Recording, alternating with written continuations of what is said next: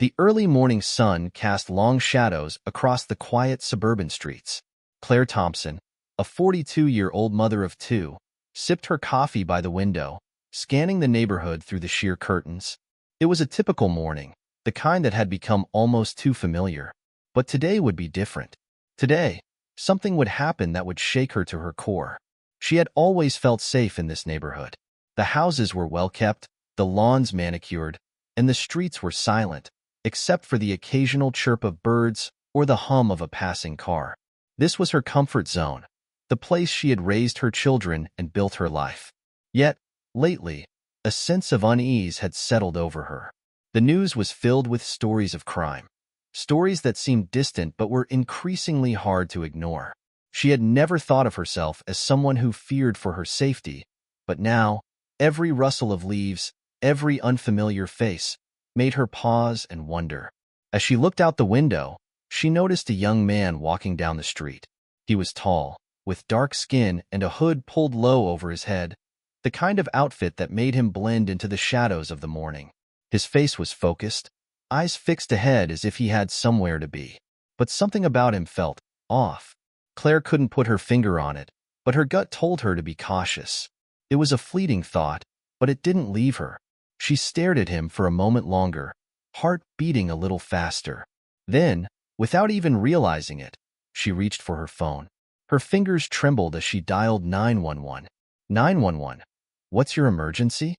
Claire's breath caught in her throat as the operator's calm voice filled her ear. She hesitated for a moment, unsure of what to say. Was this really an emergency? Was she overreacting? The teenager walked past the row of houses, his eyes never straying from his path. But Claire couldn't stop watching him. There's a young man walking down my street. He's acting suspicious. I think he might be casing the neighborhood, she blurted out, her voice tight with concern. Can you describe him, ma'am? The operator asked. He's black, wearing a hoodie. He's just walking around, looking at the houses. There was a brief silence on the other end of the line. Claire's pulse quickened. Was she being irrational? She knew her heart was racing, but the feeling in her chest wouldn't subside. She had to be sure. Ma'am, we'll send someone over. Please stay on the line and keep a safe distance, the operator said, the authority in his voice firm but not unkind. Claire stared out the window, watching the teenager's every move. What was he doing? What was his purpose here? What would you do in Claire's shoes? Do you think her concerns are valid, or is something else at play here? The call ended, but the tension remained. Claire felt a mix of relief and guilt, the first stirrings of doubt creeping into her mind. Was she doing the right thing? What if she was wrong? But then, as if to reassure herself, she looked back down at the street. The teenager had stopped in front of a house 2 doors down. He looked up and down the street, then pulled out his phone, texting someone. His posture was relaxed, his gaze calm. He didn't seem like a criminal. Claire exhaled slowly, but the doubt remained. Her heart still raced, and in the pit of her stomach, something whispered that the situation wasn't as clear-cut as it seemed. This chapter sets the stage for the key conflict and introduces the characters and the atmosphere. It also invites the audience to question their own perceptions and engage with the unfolding tension. Marcus had never felt more invisible. As he walked down the quiet street, the familiar hum of the city seemed distant. His footsteps echoed off the pavement as he passed house after house, none of which looked like they belonged to people who knew him or ever would. His hoodie, the same one he'd worn countless times before, felt heavier today. It wasn't the fabric or the weight of it, but the way people saw him when he wore it. He'd grown used to the looks, the suspicious glances, the unspoken fear that filled the spaces around him. 16 years old, and he already understood how the world saw him. Different. The color of his skin, the way he carried himself, the very way he existed in spaces that didn't always welcome him. It was enough to make anyone tense up. It wasn't like Marcus wanted to stand out. He didn't want to make anyone uncomfortable. But sometimes, no matter what he did, the world was waiting for him to slip, waiting for him to become the stereotype they feared. This wasn't the first time he'd been stopped for no reason, but today felt different. Maybe it was the way the woman across the street had been watching him when he turned the corner. She hadn't looked away fast enough, and he noticed the way she tightened her grip on her coffee cup. It was subtle. Most people wouldn't have noticed, but Marcus did. He always noticed. His phone buzzed in his pocket, pulling him out of his thoughts. He pulled it out, seeing a message from his best friend, Jalen. "Yo, you coming over? Need to talk about the game later." Marcus smiled, his fingers quickly tapping out a reply. "Yeah, I'm almost there. Be there in 10. The message sent, and he tucked the phone back into his pocket. He tried to push away the gnawing feeling in his stomach. He had an important game this weekend. Basketball. His chance to get noticed by scouts, maybe even land a scholarship. If everything went well, this would be the start of something bigger for him. But sometimes, no matter how hard he worked, the world seemed to have other plans for him. He picked up the pace, his sneakers scuffing against the concrete. Just a few more blocks. Just a few more steps until he could get home and forget about this neighborhood for a while. Forget about how he felt like an outsider, even in places that were supposed to feel safe. As he turned the corner, he caught sight of the woman again. This time, she was standing near the window, her phone in her hand. Her eyes were fixed on him. He could see her lips moving, but he couldn't hear what she was saying. Then, her face disappeared behind the curtains. The knot in his stomach tightened. He forced himself to keep walking, trying not to think about it. But a part of him couldn't help wondering if she was about to call the cops. Would she? The thought lingered in his mind as he moved down the sidewalk. He didn't want to let the paranoia take over, but it always did. It always had. And then, just as he passed the last house on the block, a siren sounded in the distance. Marcus froze. His breath caught in his chest. Was it for him? Was this really happening? Have you ever felt like you were being watched or judged unfairly? How did you handle it? The siren grew louder, and a part of Marcus wanted to keep walking, pretend he hadn't heard it. But something told him that wasn't an option. The siren wasn't for someone else. It was for him. His heart raced as the police car turned the corner, its lights flashing as it slowed down in front of him. The car stopped. A police officer stepped out. "Hey, you there. Come here," the officer called out. Marcus's body went rigid. His mind raced, but he couldn't seem to find the words to speak. He wasn't doing anything wrong. He wasn't doing anything wrong.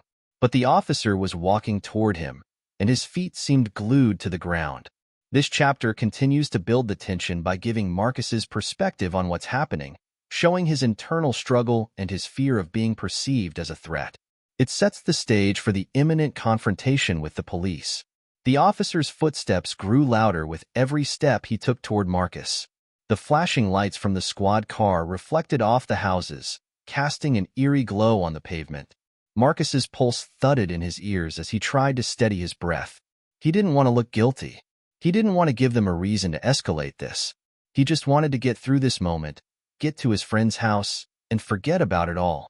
But his body wouldn't cooperate. His legs felt heavy, rooted to the spot. He tried to keep his face neutral, calm. "Don't look nervous. Don't look guilty." The officer stopped a few feet in front of him, a hand resting casually on his belt. The other hand hovered near his radio. Marcus couldn't tell if he was sizing him up or just waiting for something. The silence between them stretched for what felt like an eternity. "What are you doing out here?" the officer asked, his voice clipped and professional, but there was an edge to it. Marcus's mind scrambled for the right words. "I'm just walking home." But it sounded too simple, too dismissive. He didn't want to sound like he wasn't taking the situation seriously. But he wasn't doing anything wrong. Was he supposed to explain why he walked down the street? Was he supposed to justify the way he looked? His hands balled into fists at his sides. "I was just walking to my friend's house," Marcus said, trying to keep his voice steady.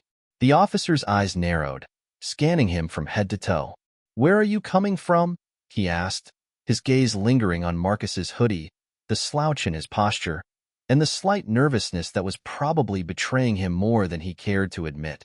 "I'm coming from down the block. Just passing through," Marcus answered, his voice quieter now. The officer didn't respond right away. Instead, he took another step closer, and Marcus stiffened. The officer's stance was firm, a bit too deliberate for comfort, like he was trying to control the situation before it escalated. "Do you live around here?" the officer asked, his tone turning colder. Marcus nodded, his throat dry. Yeah, I live on Oak Street. The officer didn't seem convinced. I got a call about someone suspicious walking around here. You match the description. Marcus froze. The weight of those words hit him like a punch to the gut. Suspicious. That was it, wasn't it? That was the word that had gotten him here in the first place. I'm just heading home, Marcus said, his voice coming out firmer than he felt. He stepped back slightly, his instinct telling him to put distance between himself and the officer. But he stopped himself. He couldn't do anything that would make him seem even more of a threat. The officer continued to scrutinize him for a few more seconds. Marcus could feel the tension building, the air thick with uncertainty. Was this how it was going to end? With him being treated like a criminal, just because of his skin and his hoodie? The thought churned in his stomach. Just then, another sound broke the silence, the soft hum of a car engine turning off. Marcus glanced over his shoulder, and for a moment, he thought he saw a familiar figure watching him from the car. It wasn't until he saw the man step out of the car, looking like he belonged on a different planet altogether, that he realized who it was. Elon Musk, the billionaire, the tech mogul, the very man who had become a symbol of Silicon Valley innovation, was standing just a few feet away from Marcus, his expression unreadable. The officer turned at the sound of the door closing. His hand subtly shifted toward his radio, as if he had just realized who was now involved in this interaction. Elon Musk. The man had been sitting in his car. Had he seen everything? Had he been watching the entire scene unfold? Elon's eyes flicked to Marcus, then back to the officer. The tension in the air was palpable, and Marcus's heart hammered in his chest. What was happening now? Why was Elon Musk here? What could he possibly want with him? The officer's gaze lingered on Elon for a moment before he straightened up. Everything okay, Mr. Musk? The officer asked, his voice slightly less formal, almost hesitant now. Elon gave a curt nod. Yeah, just observing. He looked at Marcus for a moment, his expression thoughtful. Marcus's head spun. Observing? What did that mean? Had Elon been watching him, too? Elon took a step forward, his presence suddenly commanding. Is there a problem here? He asked, his voice calm but with a certain authority that seemed to shift the balance of the situation. The officer hesitated. I was just speaking with this young man. We got a call about suspicious activity in the area. I'm conducting a routine inquiry. Elon glanced at Marcus again, and this time, there was something softer in his gaze. Routine, huh? He turned his attention back to the officer. What exactly was suspicious about him walking down the street? The officer was silent for a moment, clearly unsure how to respond. He didn't seem used to being questioned like this, especially not by someone like Elon Musk. Marcus's head was spinning. He had been watched by both the officer and the man who seemed to be everywhere, Elon Musk.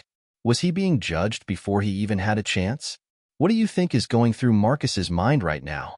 Would Elon Musk's intervention change how the situation plays out?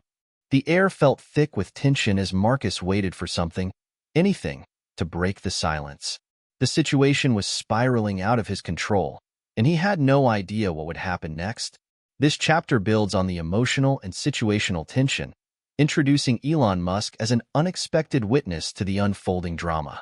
It also deepens the sense of conflict, highlighting Marcus's inner turmoil and the external pressures he faces. The officer shifted his weight, still unsure how to handle the situation now that Elon Musk was involved. There was a subtle but palpable shift in the air, as if the balance of power had just tilted in an unexpected direction. Marcus wasn't sure whether to be relieved or terrified. Having Elon Musk there should have been a good thing, right? He was a billionaire, a man with immense influence and power, someone who could easily change the outcome of this moment. But at the same time, the presence of someone like him only made Marcus feel smaller. The wealth, the success, the sheer influence Elon carried. It wasn't for people like him. People like Marcus didn't get to have those kinds of encounters, didn't get to be seen by people like Elon. Elon wasn't looking at him like a threat.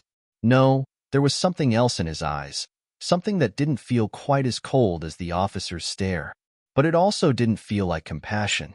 Instead, it was something more subtle, as if Elon was trying to make sense of the situation, trying to see through it all, to understand the full picture that no one else seemed to notice. The officer, however, seemed to be unraveling in front of them both. He cleared his throat, his posture stiffening. "I'm just following up on a report, sir. It's routine. There's no need for concern." He glanced at Marcus. This young man was seen walking in the area, and based on a description, I was simply questioning him. Elon didn't break his gaze, and Marcus could see the sharpness in his eyes. This wasn't just an ordinary encounter. Elon had more questions than answers. "Well, maybe it's time to rethink what's considered suspicious," Elon said, his voice measured but with an unmistakable undercurrent of authority. "Because from where I'm standing, it doesn't look like he's done anything wrong." He glanced at Marcus again, his eyes now softer, almost as if he was trying to communicate something unspoken. "Right?" he added, the question directed at Marcus. Marcus didn't know how to respond. He felt a strange mix of gratitude and discomfort. Why was Elon Musk speaking up for him? What did he see that others didn't? And why was it so easy for people to see things that weren't true, to look at him and automatically assume the worst? The officer opened his mouth to respond, but Elon held up a hand. "I think it's best if you let him go," Elon said, his tone leaving no room for argument. "You've questioned him. You've gotten your answer. There's no need to continue this." The officer hesitated, looking from Marcus to Elon and back again, as if weighing the consequences of arguing with the man in front of him. After a long moment, the officer sighed, his shoulders slumping in resignation. "All right, Mr. Musk," the officer muttered, clearly not thrilled to be overruled. "But if there's any trouble—" Elon's voice cut him off. "There won't be." The officer gave a brief nod, his eyes still wary, and turned back toward his car without another word. The sirens were still faint in the distance, but now they seemed less ominous. They weren't for Marcus. Not anymore. Marcus stood there, frozen in place, as the officer drove off, his car disappearing down the street. The only sound now was the faint rustling of leaves in the breeze, and the soft hum of the world continuing on, indifferent to what had just happened. Marcus couldn't move. The adrenaline was still coursing through his veins, his body on high alert. Elon was still there, standing by his car, watching him closely. His expression was neutral, but there was something there. Something almost understanding. "You okay?" Elon asked, breaking the silence. Marcus blinked, still processing what had just happened. Was he okay? I think so." He nodded, trying to make sense of his racing thoughts. He felt like he should say something else, something to express his gratitude, but the words caught in his throat. What did you say to someone like Elon Musk? Thank you? For what? For stepping in when the police had made him feel like a criminal, for simply walking down the street? Elon seemed to sense the confusion in his silence. "Don't worry about it," he said, his voice low, almost kind. "Just try not to let this mess with your head, all right? People see what they want to see, and sometimes that has nothing to do with who you really are." Marcus nodded again, this time more slowly. People see what they want to see. He had always known that. He had always known that his reality, his experiences, were filtered through the lens of other people's prejudices. But hearing Elon say it, hearing him acknowledge it so plainly, it made the weight of it all feel more real. "Thanks," Marcus said finally, his voice soft. "I didn't think you'd be the one to help me out." Elon gave him a slight smile. "I guess I've got my reasons. But it's not about that. It's about making sure things don't spiral for no reason." He glanced at the street, where the officer's car had disappeared. "You're not the first person this has happened to, but maybe you'll be the last. Maybe we can make sure of that." Marcus didn't know what to say to that. He wasn't sure if he could believe in that kind of change. But for the first time in a while, he felt a little bit of hope stir inside him. Maybe, just maybe, there were people out there who were willing to change the way the world worked. Maybe, just maybe, things could get better. How do you think Marcus will move forward from this moment? Can one interaction change the way someone views the world? As Marcus walked away from the scene, the encounter with Elon Musk weighing heavily on him, he couldn't help but feel that something in him had shifted. He wasn't sure what it meant yet, but he knew this was a moment he would remember. This chapter shifts the focus from the immediate tension to a larger theme: perception and the impact of moments that challenge those perceptions. Elon Musk's involvement provides a catalyst for Marcus's growth and understanding. The night air was cooler now, a soft breeze rustling the leaves above Marcus as he walked home. The streets seemed quieter than usual, the usual hum of neighborhood sounds muted, as if the world itself was holding its breath. Marcus had replayed the events from earlier in his mind 100 times, but the questions didn't stop. Why had it happened? Why him? And more importantly, what now? The encounter with the officer had shaken him, but it was Elon Musk's unexpected intervention that weighed heavily on him. He hadn't just been a bystander, a distant witness. No, Elon had stepped in, had used his influence to stop something from escalating. But why? Marcus had no idea. He didn't know why a man with so much power would take an interest in someone like him. As he walked, he tried to calm his racing thoughts. The incident was over, but the unease still clung to him. Could he really just go back to his normal life after something like that? He reached the front door of his apartment building, a small, run-down complex on the edge of town. It wasn't much, but it was home. He paused for a moment before unlocking the door, the weight of everything pressing down on him. His mom would be asleep by now, probably unaware of the trouble he'd just narrowly avoided. Marcus had always known that he lived in a world where people didn't see him the way they saw others. His skin color, his presence, had always been perceived differently. And for the first time, he was confronted with that truth so directly, so painfully. His encounter with the officer wasn't just about him being in the wrong place at the wrong time. It was about the system, the prejudices, the assumptions that others had made long before he even stepped foot on that street. He let out a slow breath, trying to push away the anxiety that had settled in his chest. But it wasn't that simple. There was a gnawing discomfort, a feeling that no matter what he did, things would never really change for him. Inside, he found his mom sitting at the kitchen table, her face tired but warm when she saw him. She hadn't been awake long, but Marcus could tell something was on her mind. She always knew when something was off with him. "You're home late," she said, her voice laced with concern. Marcus dropped his bag on the chair and sat down across from her. "Yeah, I was just out with some friends." She didn't buy it, but she didn't push. Instead, she studied him carefully, her eyes narrowing slightly as if she were trying to read him. "Something happened, didn't it?" Marcus hesitated. His instinct was to protect her, to shield her from the weight of his world, from the things that had happened to him that she couldn't change. But he couldn't keep lying to her. "Not now. Not after today." He sighed, his voice quieter than usual. "I had a run-in with the police." Her face softened, but the concern didn't leave her eyes. "What happened?"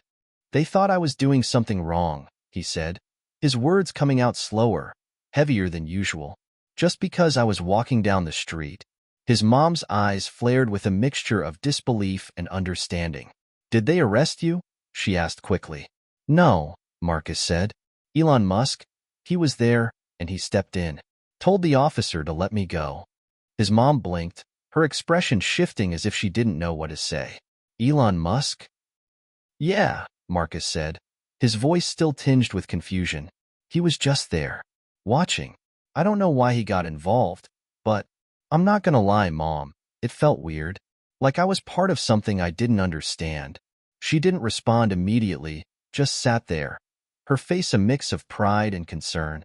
Finally, she spoke, her voice softer this time. "Marcus, you know better than anyone that the world sees you differently. But that doesn't mean you have to accept the way they see you. You get to decide who you are." He didn't say anything, just looked at her. She was right, of course. He always had a choice, a way to define himself, to live outside of the boxes others tried to put him in. But it didn't always feel that simple. "What if they never see me for who I really am?" he asked, his voice quiet, almost a whisper. "Then you keep showing them," his mom said. "You show them every single day. You keep pushing through, because you know the truth. And that truth, it's more powerful than anything they can say or do." Marcus sat back, taking in her words. There was a quiet strength in them that resonated with him, but it wasn't the answer he was hoping for. The truth was, no matter how much he fought to be seen for who he really was, there would always be people who saw him as something else. Always people who would make assumptions based on the way he looked, or where he came from. But maybe, just maybe, there were moments like tonight, like the one with Elon, that could help change the narrative. Maybe there were small victories in the fight for recognition, for understanding, for justice. His mom reached over, placing a hand on his. "It's not about the ones who don't see you," she said softly. "It's about the ones who do." Marcus looked at her, feeling the weight of her words settle in his chest. For the first time that night, he felt something shift, a tiny spark of hope, something that wasn't there before. Maybe the world didn't have all the answers. Maybe the journey was still long. But it was a journey that was his to make, and he wouldn't walk it alone. What do you think of Marcus's mother's advice? Is it enough to help him navigate the challenges ahead? As Marcus lay in bed that night, his mind swirled with thoughts about what had happened, about what it meant. Tomorrow would bring new challenges, but for the first time in a long time, he felt a bit stronger, a bit more sure of himself. The road ahead wasn't easy, but it was his to walk. This chapter explores Marcus's emotional growth and the support of his mother, shifting the narrative to focus on personal resilience and the power of family support. It also introduces the theme of small, pivotal moments that can challenge the status quo. The morning came too quickly for Marcus. He'd barely slept, his mind caught in a whirlwind of thoughts. The events of the previous evening were still fresh in his mind, lingering in the shadows of his thoughts like a storm cloud. The encounter with the officer, Elon Musk's unexpected intervention, and his mother's words. The whole night felt surreal, like something out of a movie that he wasn't quite sure how to process. As Marcus walked to the bus stop, he tried to put the events of the night behind him, but it wasn't easy. He couldn't shake the feeling that something had changed, that the world around him had shifted in ways he didn't fully understand. When he reached school, things seemed off. The usual bustle of students, the chatter, the quick exchanges of texts and passing notes, it all felt distant, almost muted.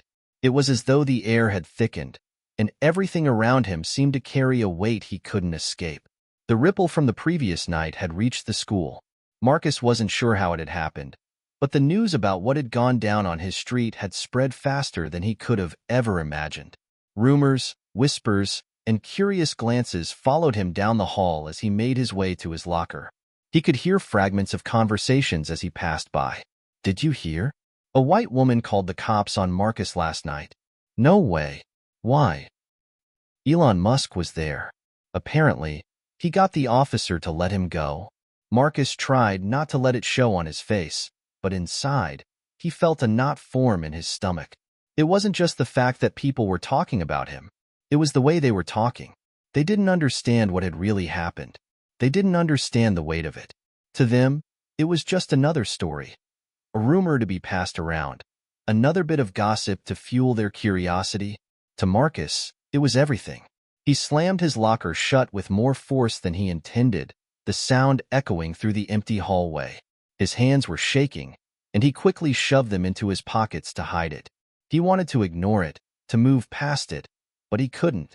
There was no escaping it. This was his reality now, his moment of visibility, and it felt overwhelming. "Hey, Marcus, you good?" A voice broke through his thoughts. He turned to see his best friend, Deshaun, standing nearby. Deshaun's face was a mixture of concern and curiosity, his brows furrowed as he watched Marcus closely. "Yeah," Marcus said, trying to sound casual, but it didn't come out quite right. "Just tired. Lots on my mind." Deshaun nodded knowingly. "I get it, man. People are talking about what happened last night. I don't know how to feel about it, but I'm glad Elon helped you out. That's crazy, right?" Marcus didn't know how to respond. Crazy was one word for it. He wasn't sure how he felt about it at all. On one hand, having Elon Musk step in had saved him from a potential nightmare. But on the other hand, the whole thing felt like a spectacle, a show for people to consume and then forget about. "Yeah, it's wild," Marcus said, his voice quieter now. "But I don't know. It feels like people are making it into something it's not." Deshaun's eyes softened. "I get what you mean. It's not just about the cops or Elon. It's about you, and about what's going on in this world. People just don't understand." Marcus looked at his friend, grateful for the understanding but frustrated at the same time. People just don't understand. That was the part that hurt the most. It wasn't just the officer's assumptions or the woman's fear. It was that so many people who were supposed to have his back, had no clue what it was like to live in his shoes. Yeah, Marcus said, his voice barely above a whisper. But I guess that's just how it is, right? I'm always gonna be the guy they don't get. Deshawn placed a hand on his shoulder. Nah, man. You're more than that. You just gotta show them. We all gotta show them. Marcus wasn't sure what to say to that. The weight of his reality felt heavier now, the expectations of others piling on him from all sides. People weren't just watching him. They were judging him, and it was becoming harder to ignore. The rest of the school day passed in a blur. Every time Marcus entered a new classroom, the whispers followed.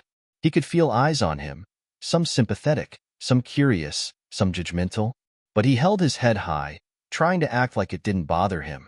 At lunch, Marcus sat with Deshawn and their usual group of friends, but it wasn't the same. People kept giving him strange looks, and conversations seemed to stall whenever he walked into the room. It wasn't even the usual kind of awkward. It felt like they were all waiting for something, maybe for him to speak out or for someone to make sense of the situation. After a few minutes of uneasy silence, one of the guys from his class, Jason, broke in.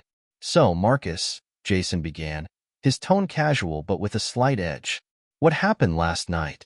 Why'd the cops even get involved? I mean, you don't look like someone who'd be out there causing trouble. Marcus froze for a moment, the words hitting him like a slap. The way Jason said it, like it was just a question, like there was nothing wrong with the assumption, made his blood boil. I wasn't causing trouble, Marcus said, his voice sharp. I was just walking home. I wasn't doing anything wrong. Jason raised an eyebrow. Yeah, I know.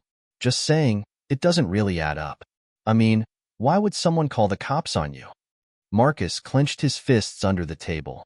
He wanted to say so much more, wanted to explain everything, to tell Jason how it felt to be judged before he even opened his mouth. But he didn't have the words. He glanced at Deshawn, who gave him a look of warning, a silent message to back off. Forget it, Marcus muttered. It doesn't matter. As he sat back, he couldn't shake the feeling that everything was changing. The ripple of that single moment with the police, with Elon, had spread further than he could have imagined. And now, it was up to him to decide what kind of ripple he wanted to create. Would he let this moment define him? Or would he rise above it, show everyone who he really was, not just the way they saw him? How would you handle being the center of so much attention and judgment? What do you think Marcus will do next? In the silence that followed, Marcus couldn't help but wonder if this moment, this ripple effect, was just the beginning. This chapter explores the impact of the previous events on Marcus's life, showing how a single moment can shift everything in unexpected ways. It also touches on the complexities of navigating public perception, friendships, and the pressure of being misunderstood. The next morning, the buzz around school hadn't died down. In fact, it seemed to have grown. By the time Marcus walked into the building, it felt like every hallway conversation, every hushed whisper, every sideways glance was aimed in his direction. He was becoming the story of the week, something to gossip about, something to talk about during lunch breaks and after-school chats. But for Marcus, it was exhausting. He wasn't some celebrity or viral sensation. He was just a teenager trying to make it through another day in a world that was too quick to judge him based on things he couldn't control. As he sat down in his first period class, the tension in the air was palpable. Even the teacher, Mrs. Harris, seemed a little more cautious around him, her usual friendly demeanor replaced with a strained politeness. The bell rang, and Marcus took his seat, trying to block out the noise around him. He didn't want to hear it anymore. The stares, the questions, the assumptions. It was all too much. But just as he was about to pull out his notebook, a voice from behind him broke through his thoughts. Marcus. He turned to see Chloe, a quiet girl from his history class. They'd never really talked much before, but something about her gaze made him pause. There was no judgment in her eyes, no curiosity, just understanding. You okay? She asked softly, her voice barely above a whisper. Marcus blinked, surprised by the question. No one had really asked him that in a while. Not in a way that made him feel like they actually cared. He looked at her for a moment, unsure of how to answer. How could he explain everything that had happened in the last 24 hours? How could he put into words the weight he was carrying, the feeling of being under a microscope, the pressure of trying to maintain some semblance of normalcy? I don't know, he said quietly. It's just a lot. Everyone's been talking about me. I don't know how to handle it. Chloe nodded, her expression thoughtful. I get it, she said. People can be cruel. They don't always get the full picture, you know? They see what they want to see. Marcus gave a half-hearted laugh, surprised by how much her words resonated with him. Yeah, I've definitely noticed that. You shouldn't have to explain yourself, Chloe continued. But I know it's hard not to. It feels like the whole world is watching. But just so you know, if you ever need someone to talk to, I'm here. You're not alone in this. For a moment, Marcus didn't know how to respond. The simplicity of her offer, the sincerity in her eyes, felt like a lifeline in the middle of a storm. Chloe wasn't the most popular girl in school, but there was something about her that made Marcus believe she understood him more than anyone else in that room. Thanks, he said, his voice low but genuine. I appreciate that. As Chloe smiled at him and turned back to her own work, Marcus felt a flicker of something inside him, a spark of hope, maybe, or even just a small sense of relief. It wasn't much, but it was a reminder that not everyone saw him the way the rest of the world did. He went through the rest of the day with a new sense of clarity. Chloe's words stuck with him. Maybe, just maybe, this was his chance to show people who he truly was, not just the rumors, not just the assumptions, but the real Marcus, the one who could stand strong in the face of adversity, even when everything around him seemed to be falling apart. After school, Marcus made his way to the local cafe, a place he often went just to get away from the noise. It was small, tucked away between a record store and a thrift shop, with a cozy, almost secretive feel to it. It was the one place where he didn't have to worry about people whispering or judging him. As he stepped inside, the bell above the door jingled, and he was greeted by his usual barista, Maya. She was friendly and always made him feel like he belonged there, even on his roughest days. Hey, Marcus, Maya said, flashing him a warm smile. The usual? Yeah, thanks, Marcus replied, taking a seat by the window. He watched as she prepared his coffee, his mind wandering back to the events of the day, the way people had looked at him, the things they said. But then he remembered Chloe, her quiet support, and the feeling of someone finally seeing him for who he was, not just for the label they put on him. He was still grappling with everything, but Chloe had made him realize something important. He didn't have to face it alone. As he sipped his coffee, his phone buzzed on the table. A text message from an unknown number. Marcus, this is Elon Musk. I wanted to reach out personally. I know what happened yesterday, and I just want you to know that I stand by you. If you ever need anything, don't hesitate to contact me. Marcus stared at the screen for a moment, his heart racing. Elon Musk? He had never expected this. Not in a million years. He quickly typed out a response, unsure of how to even start. Thank you. I really don't know what to say, but I appreciate your support. It means a lot. He hit send and sat back, trying to process what was happening. Elon Musk, someone who didn't know him, someone who didn't have to care, had reached out to him, offering his support.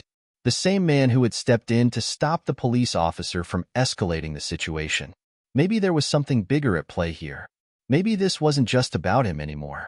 Maybe, just maybe, this was about all the people who had ever been treated unfairly, all the voices that had been silenced. The message, the support, it was more than just a gesture. It was a sign that things could change, that even the most unexpected allies could make a difference. What do you think about Elon Musk reaching out to Marcus? Is it enough to change the narrative around him, or is it just another gesture? For Marcus, the day ended on a note of quiet reflection. Maybe it was too soon to call it a turning point, but it felt like it could be. The support he had received, from Chloe to Elon, was something he hadn't expected, but it gave him hope. The ripples of the night before were still spreading, but now, Marcus felt like he might just be able to ride the wave. This chapter delves deeper into Marcus's growing understanding that he doesn't have to face this battle alone. He receives support from unexpected places, reminding him that sometimes help comes from the most unlikely allies. The days following the cafe encounter felt different. It wasn't that the world had changed overnight. No, that was too much to hope for. But something inside Marcus had shifted. The weight of being the center of gossip had not disappeared. But now, it didn't feel as crushing. He wasn't just a headline or a subject of rumors anymore. He was a person with choices, with agency, and for the first time in a long time, he felt like he had control over his story. Chloe's quiet support, Elon's unexpected message. These things had given him a sense of grounding, like he wasn't standing alone on an island anymore. For the first time in what felt like forever, Marcus could see a way forward. But the question was, what would that way forward look like? It was the following Friday when Marcus found out just how deep the ripple effects had gone. He was in history class, trying to focus on the lesson about civil rights movements, but the tension in the air made it hard to concentrate. The moment the bell rang, signaling the end of class, his phone buzzed in his pocket. He pulled it out, expecting another text from Chloe or maybe even a meme from Deshawn, but what he saw instead made his stomach drop. It was a notification from a local news outlet. Community divided after police incident involving local teen. Elon Musk intervenes. He opened the article, his heart racing as he scrolled through the words. It didn't take long for his worst fears to materialize. The article didn't focus on him, or even the unjust nature of the situation. It was all about the spectacle. The headline was designed to draw in readers with sensationalism, not truth. The details about the white woman who had called the cops, the mention of Elon Musk's name. It was all framed in a way that felt more like a circus act than an important story. The article did touch on how the officer had approached Marcus, but only in passing, never questioning the underlying issues of racial bias. There was no mention of the emotional toll the incident had taken on him, no acknowledgement of the systemic problem that led to that moment. It was just a quick, sensational piece that fed into the larger narrative of celebrity involvement, leaving Marcus feeling like an afterthought. His thoughts were interrupted by the voice of his teacher, Mr. Mitchell, calling him from the front of the room. "Marcus, you've got a visitor." He blinked, confused, as he stood up. A visitor? Who could it be? As he walked out into the hallway, he saw a familiar figure waiting near the entrance. It was the school principal, Mrs. Davis. She looked unusually serious, and when she spotted him, she gave a tight smile that didn't quite reach her eyes. "Marcus," she said, her tone professional, "I'm glad you could join me. I've been meaning to speak with you about the events of the past few days. Would you mind coming to my office?" His stomach twisted. It had been a few days since the incident, and he had been bracing himself for a conversation like this. The school was bound to say something, at least to maintain the appearance of neutrality. But he wasn't prepared for the way his nerves tightened at the thought of it. Inside Mrs. Davis's office, Marcus took a seat across from her. The room felt sterile, distant. Nothing like the comfort of the cafe or the calm of Chloe's quiet support. Mrs. Davis folded her hands on the desk and gave him a long look, as if weighing her words carefully. "Marcus, we've been following the news," she said, her voice steady. "We understand that you've been put in a difficult position, but I want you to know that the school is here to support you." Marcus nodded, but he didn't feel comforted. He knew this was about damage control, about how the school was handling the negative attention, not necessarily about his well-being. "I appreciate that," he said, keeping his tone even, though it took everything in him not to snap. "But it's not about support, really. It's about what's being said about me. The news article, the way people are talking about me, it's not the truth. It's not the whole story." Mrs. Davis's expression didn't change. "We understand that," she said, "and we will continue to address the situation. But I also want to remind you that your actions reflect on the school. How you handle this moving forward will be important for everyone involved." Marcus fought the urge to roll his eyes. He wasn't sure what bothered him more, the school's political stance or the fact that they were treating him like some kind of symbol instead of a person with real feelings. "I'm not a symbol," he said, his voice rising without meaning to. "I'm just trying to be a kid. But no one cares about that. They just care about the story they can tell about me." Mrs. Davis's expression softened slightly. "I understand you're frustrated, Marcus, but you need to understand that the story has already been written. All we can do now is make sure that you don't lose your composure in the process." The weight of her words hit Marcus like a ton of bricks. The story had already been written. He was right. He wasn't just Marcus anymore. He was the kid who had made the news. He was the one who had been caught in the crossfire of a situation that, in a perfect world, never would have escalated in the first place. But in the real world, people loved a good story, and his life had become just that, another headline to be consumed. I understand, Marcus said quietly, though inside, he felt like something inside him was breaking. This wasn't the world he wanted to live in. He didn't want to be someone's headline. He didn't want to be a footnote in someone's story. As the conversation wound down, Mrs. Davis made it clear that she'd be in touch about any upcoming meetings or actions the school might take. Marcus walked out of her office with a heavy heart, the weight of the world pressing down on him. But as he stepped out into the sunlight, something strange happened. A voice, clear and firm, echoed in his mind. The story isn't over. You're the one who gets to write the next chapter. It wasn't a voice he could pinpoint, but it was a voice of clarity, a voice that reminded him that he wasn't powerless, that despite the narrative people were trying to impose on him, the real story was still his to tell. And Marcus was ready to start rewriting it. How do you think Marcus can take control of his own narrative moving forward? Is it possible to change the way people see him, or will the story always be out of his hands? This chapter explores the idea of agency and control over one's own story, despite outside forces trying to shape it. Marcus begins to understand that, while others may try to dictate his narrative, he still has the power to influence the direction of his own life. The weekend passed in a blur for Marcus. The usual Saturday routine, waking up late, hanging out with Deshawn, and the occasional trip to the gym, felt strangely empty. His phone buzzed continuously with messages, but he had stopped checking them, knowing they were more about what had happened than who he was. By Sunday afternoon, he'd had enough. He needed to break away from all the noise. He needed to find a way to be alone, to think through everything that had happened. After all, the world was still trying to write his story for him, but if Marcus was going to take control, he needed time to reflect and to prepare. He spent the afternoon at a nearby park, a place he used to visit often as a kid. It was quiet there, with only the sounds of birds chirping and the occasional rustle of leaves. The sun was low in the sky, casting a golden light over the empty benches and walking paths. It was the kind of place where he could clear his head. As Marcus sat on a bench, he pulled out his phone.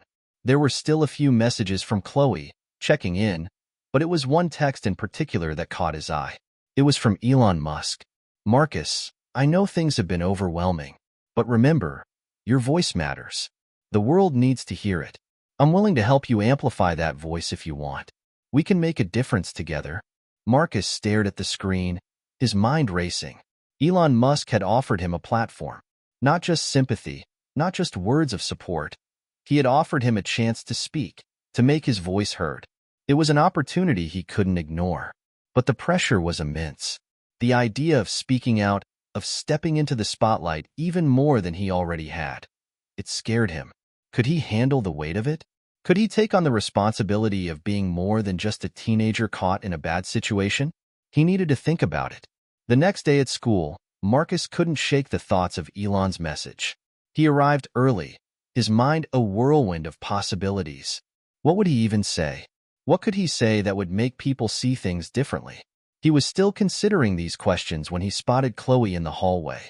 She waved him over, her usual cheerful smile on her face, but there was a flicker of concern in her eyes. "Hey, how's it going?" she asked, leaning in slightly as if trying to gauge his mood. "I'm good, I guess," Marcus replied, though the weight of everything hung heavy in his chest. "Just thinking a lot." Chloe gave him a knowing look. "About the whole mess with the media and the police?" Marcus nodded. "Yeah, and more than that, I think. I got a message from someone, from Elon Musk, actually." Chloe's eyes widened in surprise. "Wait, what? Elon Musk?" "Yeah. He said he wants to help me amplify my voice. Help me speak out." "But," Marcus hesitated, unsure of how to express the doubt swirling in his mind. "I'm not sure what that means, Chloe. I mean, it sounds like a huge deal, but is it the right thing to do? What if I say the wrong thing? What if it makes everything worse?" Chloe put a reassuring hand on his shoulder. "Marcus, that's a big decision. But you don't have to do it alone. I mean, we've all seen what's happened, and you're right. It's not just about you anymore. It's about what it all means for everyone, right? Marcus nodded slowly. She was right. This wasn't just about him anymore. This wasn't about one incident or one person. It was about something much bigger. The issues of race, systemic injustice, and how society responded to people like him. If he could use his voice to shed light on those issues, maybe it would make a difference. But the idea of standing up in front of so many people, of risking even more attention, he still wasn't sure. Chloe squeezed his shoulder. Whatever you decide, just know I've got your back. You don't have to do it alone. Her words hit him harder than he expected. It wasn't just about the messages he was getting from people like Elon.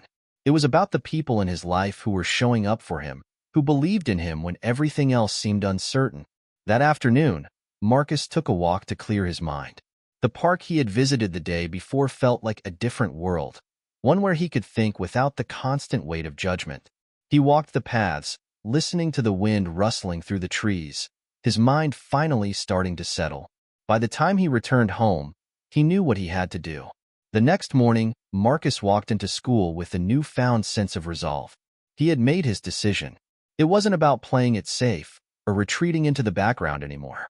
It was about taking control of his story, of his voice. He wasn't going to let anyone define him for him.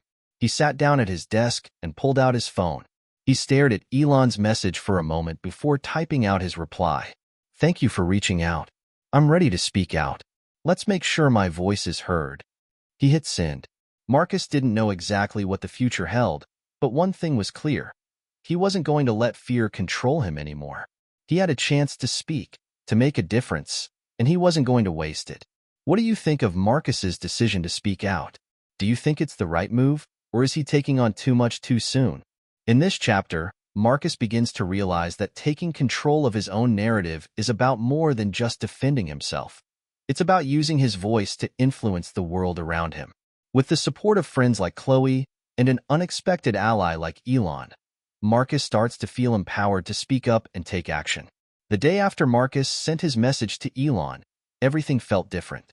It was as though the air around him had shifted, crackling with anticipation. He woke up earlier than usual, the weight of his decision pressing on him as he prepared for the day ahead. Today, something big was coming. He could feel it in his bones. The world had already started to turn its gaze toward him, even if he wasn't quite sure how to handle it. The media, the school, even the people in his neighborhood. Everyone had opinions. Everyone had something to say about the events that had unfolded. But now, for the first time in his life, Marcus felt like he had a chance to be the one to speak. Not just as a victim or an afterthought, but as an active participant in his own story. As he walked through the school halls, the usual whispers followed him. But today, it felt different. There was no longer the heavy sting of judgment in the air. Instead, it was as if people were waiting to see what he would do next. "Yo, Marcus," Deshawn called out from across the hallway. His voice was laced with the same mixture of curiosity and admiration that had been there ever since the news broke. "You good, bro?" Marcus gave him a half-smile, trying to play it cool. "Yeah, I'm good. Just thinking a lot, you know?" Deshawn gave him a knowing look. "I feel you, man. You've been on the news and everything. Crazy, huh?" Marcus shrugged, not wanting to dive into the topic. He had already made up his mind about what he was going to do. But even so, he couldn't help but wonder if he was ready for what was coming. Later that afternoon, just as the final bell rang, Marcus received a notification. It was from Elon Musk, but this time, it wasn't a simple text message. The email subject line read, "Your platform. Let's make it count." Marcus's heart skipped a beat as he clicked on the message. "Marcus, I've been talking to my team, and we've been brainstorming some ideas. We're in a unique position to make this story resonate not just locally, but globally. We want to help you share your voice in a way that makes an impact. Let's schedule a meeting to discuss how we can move forward. You're not just telling your story, you're setting the stage for others to share theirs as well." Marcus stared at the screen, his hands trembling slightly. This wasn't just an opportunity for him. This was a chance to be part of something larger, something that could actually create change. But with that opportunity came a weight he wasn't entirely prepared for. He had never considered the global ramifications of his story. Could he handle it? He took a deep breath and replied, "Let's do it. I'm ready to meet and discuss how we can make a difference." He hit send, his finger lingering over the screen for just a moment before pulling away. There was no going back now. That evening, Marcus sat in his room, trying to calm his nerves. He didn't know exactly what the meeting would entail, but he knew it would change everything. There was no such thing as normal anymore, not for him. His phone buzzed again, this time with a message from Chloe. "Hey, I'm really proud of you. This is huge, Marcus. But I know you. Don't let the pressure change who you are. The world will try to define you, but you have to remember that you define yourself." Marcus smiled at her words. Chloe always seemed to know just what to say, and her message grounded him. He wasn't doing this to please anyone. He was doing it because he had a chance to stand up for something greater than himself. The following morning, Marcus arrived at school early. There was a sense of expectation hanging in the air, as if everyone knew something was about to happen. As he walked through the halls, students gave him knowing glances, some offering quiet nods of support. Even the teachers, who had been watching from the sidelines, seemed to regard him differently. Then, the email came. It was from Elon's team, confirming the meeting for that afternoon. A car would be waiting for him after school to take him to the headquarters. Marcus's stomach did a somersault. He wasn't sure if it was excitement or fear, but either way, he felt like he was walking toward a moment that would define his future. At the end of the school day, Marcus found himself standing outside, waiting for the black SUV to pull up. Deshaun was there, his arms crossed and a smirk on his face. "You sure you're ready for this, man?" Deshaun asked, raising an eyebrow. "I think so," Marcus replied, his voice steady despite the nerves that were crawling up his spine. "I don't know what's going to happen, but I'm ready to find out."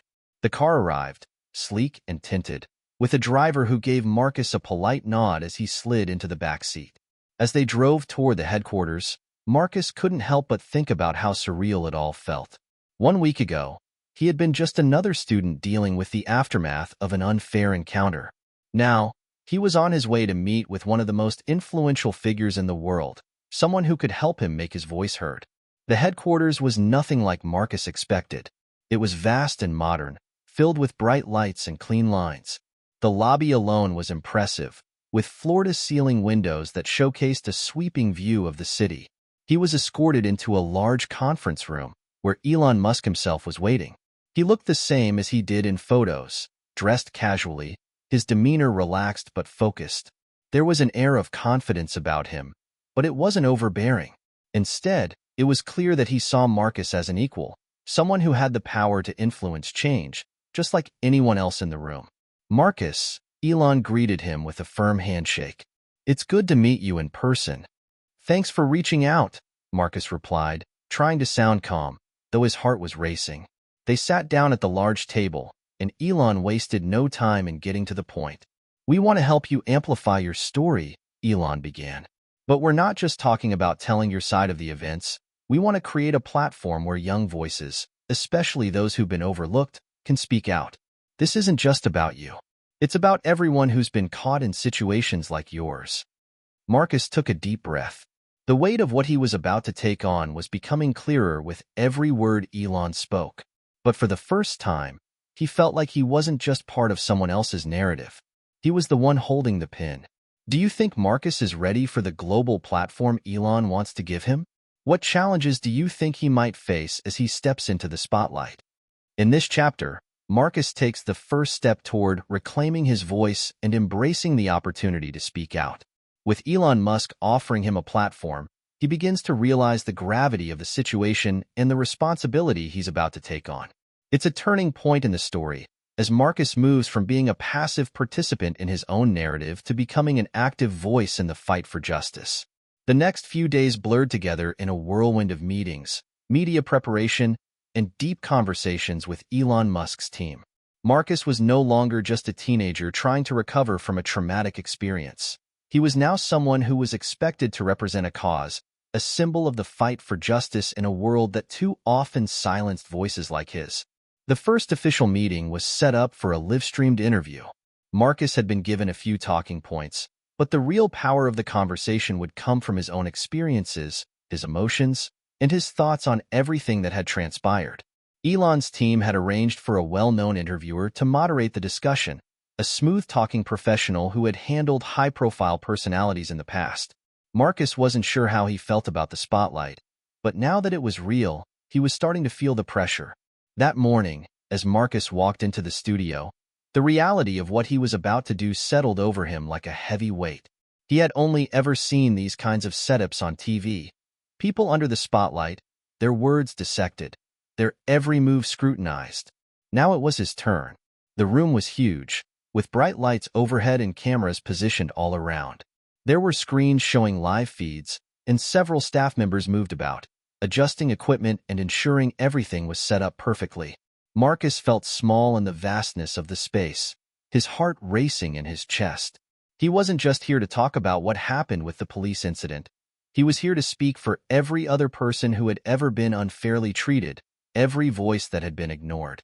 "Marcus, you're going to do great," Chloe said, her voice calm and reassuring as she stood beside him, her hand on his shoulder. She had come to support him, even though she knew how much he was struggling with the enormity of the moment. He smiled weakly at her. "I don't know, Chloe. What if I say the wrong thing? What if it gets worse?" She met his gaze, her eyes steady. "You're not here to be perfect, Marcus. You're here to be real. People need to hear the truth, not some rehearsed speech. Just speak from the heart." Marcus took a deep breath. Chloe's words helped, but they didn't take away the gnawing feeling in his stomach. There was so much riding on this. His future, the possibility of real change, the eyes of the world on him. Was he really ready for it? The interviewer, Sarah Green, was a seasoned professional, known for her ability to ask tough questions while making her guests feel comfortable.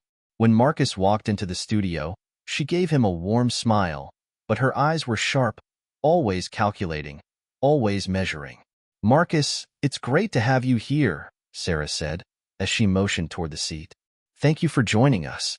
We've been following your story closely, and I have to say, it's an incredibly important moment for you and for all of us."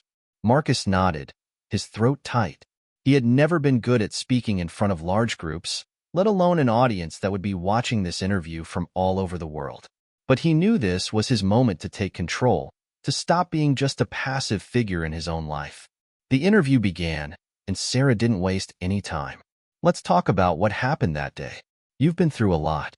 When you were confronted by that woman, and when the police were called, what was going through your mind?" Marcus hesitated for a moment, gathering his thoughts. He had relived that moment countless times, but now, in front of the cameras, the emotions were even more intense. He could feel the weight of the world on him. I didn't expect it to happen," Marcus started, his voice shaking slightly. "I was just walking home. I didn't think it was a big deal. But when she called the police, when they showed up, I felt like I was being accused of something I didn't do. I felt like I didn't have a chance. I was just a black teenager in a neighborhood where I didn't belong," in her eyes. Sarah nodded, her expression sympathetic but professional. "And then, you found out that Elon Musk had witnessed the incident. That must have been a shock. How did that change things for you?" Marcus took a deep breath, his chest tightening. It was surreal. I mean, to think someone like Elon Musk, someone so influential, was watching, it made me realize how big this was getting. It wasn't just about me anymore. It was about the way the world saw people like me, the way they reacted. It made me want to do something about it. I couldn't just stay silent. Sarah leaned forward, her eyes intense. "But here's the thing, Marcus. You've had this platform now. You've had the chance to speak out. But speaking up comes with a lot of pressure. You've seen the public response, the support, but also the backlash. How are you dealing with it all? Is it harder than you expected?" Marcus swallowed, his throat dry. "It's a lot. It's overwhelming. Some people have been supportive, but others have. They've used my story against me, tried to twist it, like I'm just a symbol for their own agendas. But no matter what, I know I'm doing the right thing. I can't let them silence me. I can't let them make me feel like my life doesn't matter." The conversation moved through several different topics. Marcus's thoughts on race relations, the systemic injustices he'd faced, and the responsibilities that came with his newfound platform. But as the interview progressed, Marcus felt a sense of calm wash over him. He wasn't perfect, and he wasn't trying to be. He was just telling his truth. By the time the interview wrapped up, Marcus felt exhausted but relieved. The heavy weight that had been pressing on him seemed to lift just a little. He hadn't been perfect, but he had been real. And in the end, that was all that mattered. After the cameras stopped rolling, Elon Musk appeared backstage, his expression unreadable as he approached Marcus. "That was a solid interview," Elon said, clapping Marcus on the back. "You did well." Marcus nodded, but his mind was still buzzing. "Thanks. It wasn't easy." Elon smiled. "I know, but you've taken the first step, Marcus. And that's the hardest one." As Marcus walked out of the studio, the gravity of what he had just done began to sink in. He had spoken his truth, and now it was out there. There was no going back. But somehow, for the first time in a long while, he felt like he had taken control of his story. Now, the world would hear him, not just as a victim, but as a person who had something to say. What do you think of Marcus's performance in the interview? Was it difficult for him to speak out, and do you think it will help him take control of his story? Let us know your thoughts. In this chapter, Marcus steps fully into the spotlight, sharing his experiences and thoughts in a live-streamed interview. It's a moment of growth, where he moves from uncertainty to a sense of ownership over his narrative. The world is watching, and Marcus is ready to show up.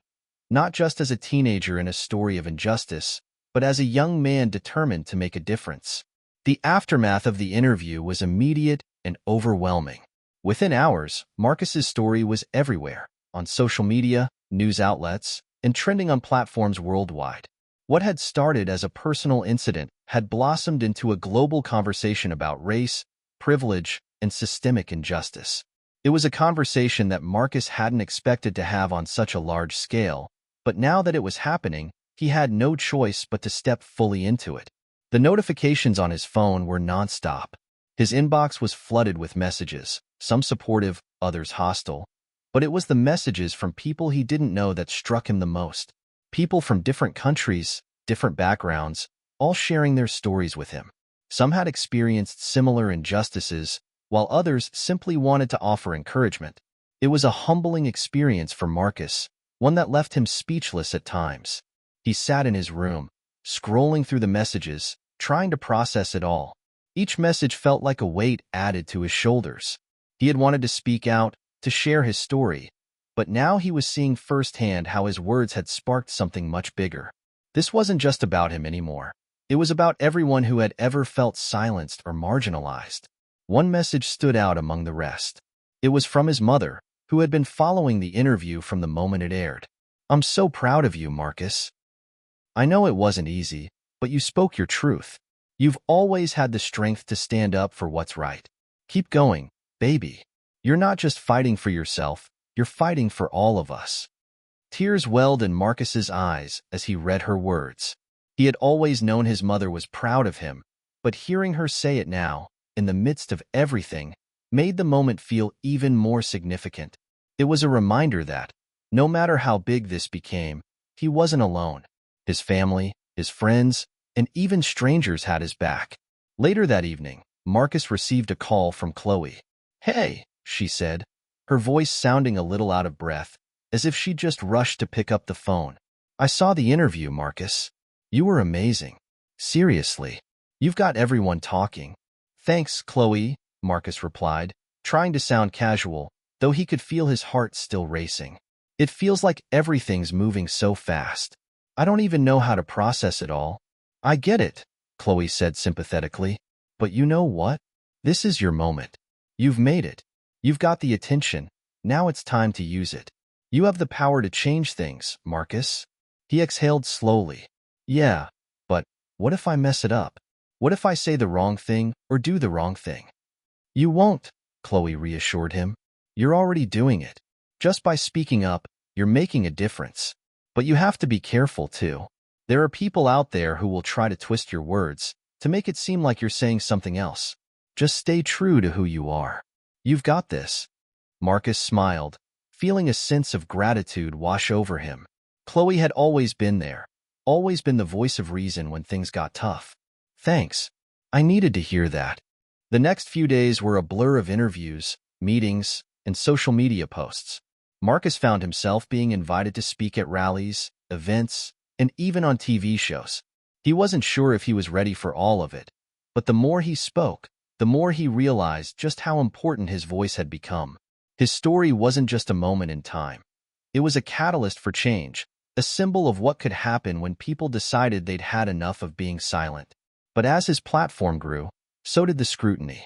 The media was quick to latch onto every detail of his life, trying to make sense of his every move. Some praised him, calling him brave. Others criticized him, accusing him of seeking attention or using his experience for personal gain. But through it all, Marcus held on to what mattered most. The people who supported him, the voices of those who had shared their stories with him, and the knowledge that he was doing what he believed was right. One evening, as Marcus was reading through more messages, he received an unexpected call. It was from Elon Musk. "Marcus, how are you holding up?" Elon's voice was calm, but there was a note of concern beneath the surface. "I'm okay," Marcus replied, though the truth was that he was feeling a little overwhelmed. "It's a lot to process. I didn't realize how big this would get. Sometimes it feels like I'm in over my head." Elon paused for a moment, as if considering his next words carefully. "I get it, but you're doing something that matters. The weight of what you're carrying is heavy, but it's also meaningful. You have the chance to change lives, to give others the courage to speak out. Just remember, this is about more than just you." Marcus took a deep breath. "I know. I just don't want to let anyone down." "You won't," Elon said firmly. "You've already done something incredible by starting this conversation. Now, it's about continuing to move forward. Take it one step at a time." As Marcus hung up the phone, he felt a renewed sense of clarity. Elon was right. This wasn't just about him anymore. This was about everyone who had been silenced, overlooked, or dismissed. This was about creating a space where people could finally speak their truth without fear of being judged. And just as the weight of the world felt like it was closing in on him, Marcus realized something crucial. He didn't have to carry this burden alone. The support of his family, his friends, and even strangers who had reached out to him was enough to keep him going. The next day, Marcus was scheduled to appear at a rally in downtown Los Angeles. It was one of the largest rallies in the city's history, with thousands of people gathering to demand justice and equality.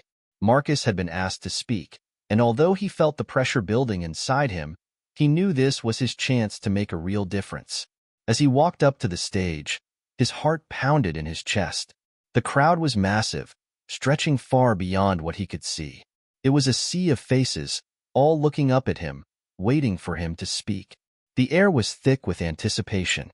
When Marcus finally stepped up to the microphone, he took a deep breath. He wasn't sure what he was going to say, but in that moment, he didn't need to. The words came to him, simple but powerful. "This isn't just my story," he said, his voice carrying through the crowd. "This is all of our stories. We all deserve to be heard, to be seen. And we will be. Together." The crowd erupted in cheers. What do you think about Marcus's journey so far? Do you believe his story is making a real impact on society? Share your thoughts in the comments below. In this chapter, Marcus's story reaches new heights as the ripple effect of his voice continues to grow. From the overwhelming flood of messages to the media pressure, he navigates the complexities of his new life while holding on to the purpose behind his actions. As he prepares for a rally that could change everything, Marcus is reminded that he's not alone in this fight. The rally was an overwhelming experience for Marcus. The cheers, the signs, the chants for justice. It felt like the entire city had come together in that one place, united by a single cause. As he stood on the stage, looking out at the crowd, he realized that this moment was much bigger than him. This wasn't just about his story anymore. It was about a collective cry for change, a demand for equality and justice for all who had been silenced for too long. After his speech, Marcus felt a surge of energy like he'd never experienced before. The crowd had been loud and passionate, their voices a powerful reminder that the fight for justice wasn't just his. It was theirs, too. It was humbling to see so many people, so many different faces, standing in solidarity with him. The unity was undeniable. But with the unity came the responsibility. Marcus was starting to realize that his every word, his every move, was being watched, not just by the media, but by the very people who saw him as a symbol for something larger. The pressure was intense, but it also fueled him. He couldn't stop now. The next few days were a blur of interviews, phone calls, and more rallies. It felt like his life had shifted completely, like the world was turning faster than he could keep up. But in the midst of all the noise, Marcus found moments of peace, quiet moments with his family and friends, moments where he could just be himself again. One evening, after another long day of media appearances, Marcus sat down with Chloe. They were at a small cafe in the city, the noise of the crowd around them fading into the background as they spoke. "You've been incredible, Marcus," Chloe said, her eyes filled with admiration. "You've handled everything with so much strength." "I'm not sure about that," Marcus replied, looking down at his coffee. "It feels like I'm just trying to keep up. Every day, there's something new, something more to do, and it's overwhelming. I don't know if I'm cut out for this." Chloe reached across the table, placing a hand on his. "You're exactly who this movement needs. You're real, you're raw, and that's why people connect with you. You don't have to be perfect. You just have to be you." Marcus smiled faintly, but the weight of her words stuck with him. Chloe had always been there, always knew how to make him feel like he wasn't carrying the world alone. Meanwhile, the media coverage continued to evolve. Public opinion was split. Some lauded Marcus for his courage, calling him a hero, while others attacked him for being a pawn in a larger political agenda. Social media debates raged on, and every word he said seemed to spark a new firestorm. There were those who called for action, and then there were those who tried to tear down everything he stood for. But Marcus knew that in order to continue, he had to ignore the noise. The real battle wasn't with the media or the trolls online. It was with the systems of power that needed to be challenged, with the deep-rooted prejudices that continued to affect people's lives. Every time he spoke, it felt like he was breaking down a wall that had been built over generations. Still, the weight of it all was becoming heavier. One morning, as Marcus was preparing for another interview, he received a message that caught him off guard. It was from his father, a man who had always been distant, always kept his emotions tightly guarded. They hadn't spoken much in the past few years, but now, his father was reaching out. "I've been watching everything, son. I'm proud of you. I know I haven't been around much, but I'm here now. If you need anything, I'm just a phone call away." The message was short, but it carried a weight of its own. Marcus stared at the screen for a long time, unsure of what to do with it. His father had never been a vocal supporter of his ambitions, and now, out of nowhere, he was expressing pride. It was strange, yet strangely comforting. Later that day, Marcus found himself backstage at a live TV event, preparing for another round of questions from a journalist. The tension in the air was palpable. The audience was waiting, the cameras were rolling, and the interviewer was already poised to challenge him. It was becoming clear that every time he spoke, there would be someone trying to tear down the message he was fighting for. As the segment began, the interviewer, a man known for his aggressive style, didn't waste any time. "Marcus," he started, his voice sharp, "you've become a symbol of the fight for racial justice. But there are those who argue that you're just fueling division. They say your message is divisive, that it doesn't bring people together. What do you say to that?" Marcus took a deep breath. The question wasn't new, but it still felt like a blow to the gut. He had heard the argument before, that talking about race only created more division, that people should focus on unity rather than pointing out differences. But he knew he couldn't back down. "I think people confuse the truth with division," Marcus said calmly, his voice firm. "The truth is that there are systems in place that have historically marginalized people of color. The truth is that we have to acknowledge those systems before we can heal. Healing doesn't come from pretending everything is fine. It comes from confronting the issues head-on." The interviewer pressed further, but Marcus held his ground, refusing to back down from the message he knew was right. By the end of the segment, the tone had shifted. What had started as a challenge now felt like a quiet moment of respect. Marcus had answered honestly, and that honesty resonated with the audience, even if it didn't please everyone. As the interview wrapped up, Marcus stepped off the stage, feeling a sense of exhaustion. But as he looked around, he saw something that caught his attention. A group of young people, standing near the exit, holding up signs that read, "Thank you, Marcus," and "You give us hope." It was a reminder of why he was doing this, why he had chosen to speak up in the first place. It wasn't for the media, it wasn't for the trolls online, and it wasn't for the people who criticized him. It was for the people who needed someone to fight for them, for the ones who didn't have a voice, for those who couldn't speak out because of fear or oppression. That night, Marcus sat on the balcony of his apartment, looking out over the city. The lights of Los Angeles twinkled in the distance, a stark contrast to the weight of the world that seemed to be on his shoulders. But for the first time in days, he felt something he hadn't felt in a while: hope. He had started this journey feeling alone, unsure, and uncertain about what the future held. But now, surrounded by the people who supported him, he felt a sense of unity. This fight wasn't his alone. It was a fight that countless others had been fighting for years, a fight that would only succeed if they all stood together. And for the first time, Marcus truly believed that change was possible. What did you think of Marcus's response in the interview? Do you believe confronting difficult truths is the first step toward real change? Share your thoughts below. In this chapter, Marcus begins to fully grasp the power of unity. As he faces more media challenges and receives unexpected support from his father, he finds the strength to continue speaking out. The rallying cries of his supporters remind him of the greater purpose behind his actions, and the weight of the responsibility grows heavier. But so does the hope that change is within reach. The morning after the interview, Marcus sat in the quiet of his apartment, staring out the window at the rising sun. The media buzz had intensified since his television appearance. Social media platforms were flooded with opinions. Some people lauded his clarity, while others decried his stance. It felt like being caught in a storm of words, opinions, and judgments, each one hitting him with force. Chloe's voice broke through his thoughts as she entered the room. "You okay?" she asked softly, standing in the doorway.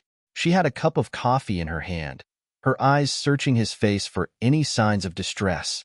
Marcus didn't respond immediately, but he nodded slowly. The truth was, he was far from okay.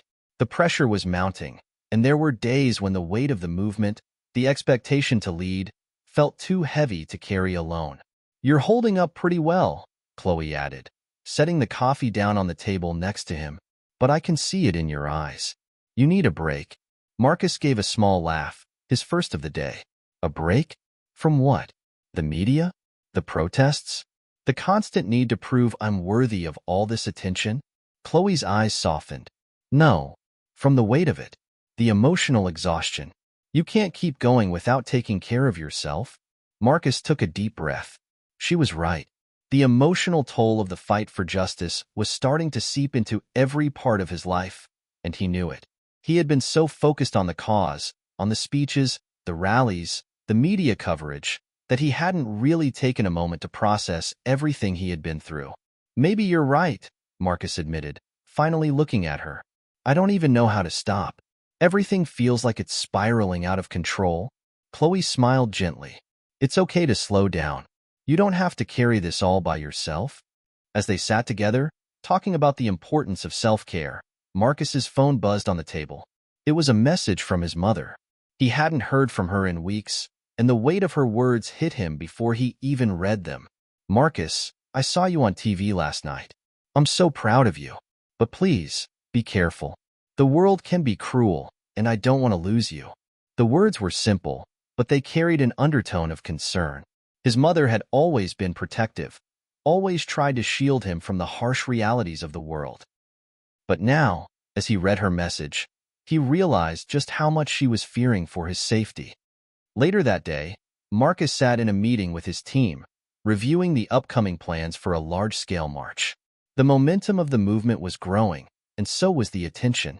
As much as Marcus felt the weight of this responsibility, he also felt the thrill of being at the forefront of change. His voice was reaching people, his message was resonating. But with every march, every speech, the risk was growing. "Marcus, the march in 2 days is going to be huge," one of his advisors said, pulling up a map on the laptop. "But we need to think about security. It's not just the protesters we need to worry about. There are people who want to see this fail, who want to make sure this momentum dies. Marcus nodded grimly. He had been receiving threats online, anonymous accounts warning him to back down. The more he stood up, the more the opposition came out of the shadows. But he couldn't let fear dictate his actions. If anything, the threats only strengthened his resolve. "We'll take extra precautions," Marcus said, his voice steady. "But we can't let fear stop us. Not now." As the team continued to discuss logistics, Marcus's mind wandered back to the conversation with Chloe earlier.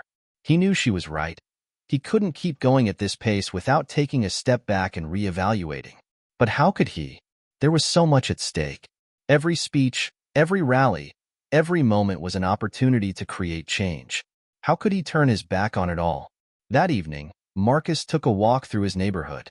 He needed time to clear his head, to process the overwhelming emotions that had been swirling inside him. As he walked, he thought about the people who had been affected by this movement, the faces he had seen in the crowd, the stories they had shared. They weren't just words or statistics. They were real people, with families, with hopes and dreams, who had been held back by systems of injustice. He thought of the woman who had called the police on him, how her actions had set everything in motion. He thought of Elon Musk, who had witnessed the whole thing and was now part of this larger narrative. He had no idea how it had all come together, how one moment could change so much, but here he was, standing on the precipice of something bigger than he had ever imagined. As Marcus walked, he saw a familiar face in the distance. It was Mr. Jenkins, an older man who lived a few doors down from him. Marcus had known Mr. Jenkins since he was a child. A quiet man who kept to himself but always had a smile for him when they crossed paths. "Hey, Marcus," Mr. Jenkins called, waving as he approached. "Hey, Mr. Jenkins," Marcus replied, forcing a smile despite the weight on his shoulders. "I've been watching you on the news," Mr. Jenkins said, his voice gravelly but warm. "You're doing good work, son. Real good work." Marcus looked at the older man, who had seen so much in his lifetime. "Thanks. I'm trying to." "Mr." Jenkins paused for a moment, his eyes scanning the street as if he were searching for something. "Just remember, Marcus, it's not about being perfect. It's about being true. Don't let the world change who you are. Keep fighting, but remember where you came from." His words hit Marcus harder than he expected. They were simple, but they resonated with him deeply. He had been so focused on the big picture that he had forgotten the importance of staying grounded, of remembering the community that had supported him long before the spotlight had turned on him. As Marcus returned to his apartment later that night, he felt a sense of clarity wash over him. He didn't have to have all the answers. He didn't have to be the perfect leader, the perfect symbol of justice. He just had to keep going, one step at a time, and stay true to the people who had given him the strength to stand up in the first place. The road ahead was uncertain, but for the first time in a while, Marcus felt ready to face it. The fight was far from over, but he wasn't alone in it. He had his family, his friends, and the millions of people who believed in the cause. And that, more than anything, gave him hope. What do you think it takes to stay grounded in the midst of such a huge movement? How do you find balance when the world is demanding so much from you? Share your thoughts below. In this chapter, Marcus begins to reflect on his role and the responsibility it brings. As he faces mounting pressure, he realizes the importance of staying true to his roots and finding moments of clarity amidst the chaos. His interactions with Chloe, his mother, and Mr. Jenkins reinforce the idea that the fight is not just about the cause. It's also about the people who have supported him along the way. The morning of the rally arrived. The air was thick with anticipation, a mixture of excitement and trepidation. Marcus stood by the window of his apartment, looking down at the crowd already beginning to form in the square below. News crews were setting up, their cameras aimed at the stage that had been erected for the speakers. Flyers had been posted around the city for weeks, and today, it felt like the weight of the entire movement was about to descend upon him. Chloe walked into the room, her presence a comforting force. "Are you ready?" she asked, her voice steady but carrying a hint of concern. She knew how much this day meant to Marcus, not just for the movement, but for his personal journey. Marcus turned to face her, his expression serious. "Ready as I'll ever be," he said, but his voice betrayed a hint of uncertainty. Chloe gave him a knowing smile. You don't have to be perfect, Marcus. You just have to be yourself. That's why people are following you. He nodded, but deep inside, the pressure was mounting. This rally was different from the others. This time, more eyes were on him. More cameras. More people who would judge, criticize, and dissect every word he said. But it wasn't the scrutiny that scared him. It was the fear that the movement could lose its way, that it could get lost in the noise. They drove to the rally location together, the car filled with a tense silence. When they arrived, the streets were already packed. Protesters holding signs, chanting slogans, and marching with a palpable sense of urgency. Marcus's heart began to race. This was it. This was the moment where his words would matter more than ever. He stepped out of the car, and the crowd cheered. It was deafening, a roar of support that made him feel both empowered and small at the same time. He looked around and saw faces, some hopeful, others fearful, but all determined. The energy in the air was electric, charged with a sense of unity and purpose. As Marcus walked towards the stage, a reporter approached him with a microphone in hand. "Marcus, can we get a quick word before you speak?" the reporter asked, his tone urgent. Marcus paused, looking at the camera. "Sure," he said, trying to steady his nerves. The reporter smiled and asked, "This rally is expected to be one of the largest yet. Do you feel the pressure of leading such a massive movement? And how do you plan to handle the criticism that's already coming your way?" Marcus took a deep breath, trying to collect his thoughts. "The pressure is real," he said, his voice calm but firm. "But it's not about me. It's about the people who've been silenced, the ones who've been overlooked, the ones who need to be heard. My job is to amplify their voices, to stand with them, and to fight for a world where everyone is treated equally." The reporter nodded, his expression softening. "And what about the critics? The people who say this movement is causing division?" Marcus's eyes hardened slightly. "Sometimes, standing up for what's right can be divisive. But we can't be afraid of that. Change isn't always comfortable. The real question is, who are we standing with? Are we standing with the oppressed, or are we standing with the status quo?" As the interview ended, Marcus felt a surge of adrenaline. The words had come easily, but he knew that the real challenge was about to begin. He climbed onto the stage, the crowd erupting in applause. He waved to the people, trying to calm his racing heart. Chloe stood off to the side, watching him with a proud but anxious gaze. She knew this was a pivotal moment for him, one that could define not just the movement, but his legacy. She trusted him to lead, but even she couldn't deny the weight of the responsibility he carried. The rally began with speeches from community leaders, activists, and families who had been directly impacted by racial injustice. Each voice that spoke added to the collective cry for change. But it was when Marcus took the microphone that the crowd truly roared. He looked out at the sea of people, their faces filled with hope, fear, and determination. The moment felt surreal, almost too much to bear. He knew that every word he said would be scrutinized, every action analyzed. But he also knew that this was bigger than him. This was about creating a future where no one had to fear for their lives based on the color of their skin. "Thank you all for being here," Marcus began, his voice amplifying through the speakers. "Today, we stand together. Not as individuals, not as strangers, but as a collective force, united in the fight for justice." The crowd cheered. "We are here because we know that our voices matter. We are here because we know that this system, this world, cannot continue to ignore us. And we are here because we know that change is not a matter of if, it's a matter of when."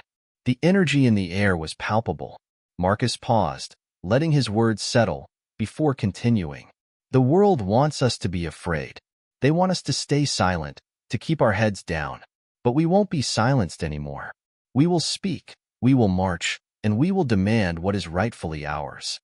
As the speech continued, Marcus felt a sense of peace settle over him. The words flowed easily now, no longer a burden, but a call to action. The crowd hung on every word, and he knew that in this moment, they weren't just listening. They were part of something bigger than themselves.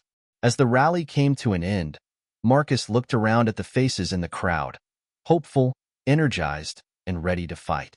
He had come to understand that this movement wasn't just about him. It was about all of them. It was about everyone who had ever been held back by injustice and everyone who had ever fought for change. The movement was no longer just a cause. It was a wave, and Marcus was no longer the leader in front of it. He was a part of it, and together, they would change the world. What do you think it takes to lead a movement? What keeps you going in times of uncertainty? Share your thoughts below. In this chapter, Marcus takes the stage at a pivotal rally, speaking directly to the crowd and reaffirming his commitment to the cause.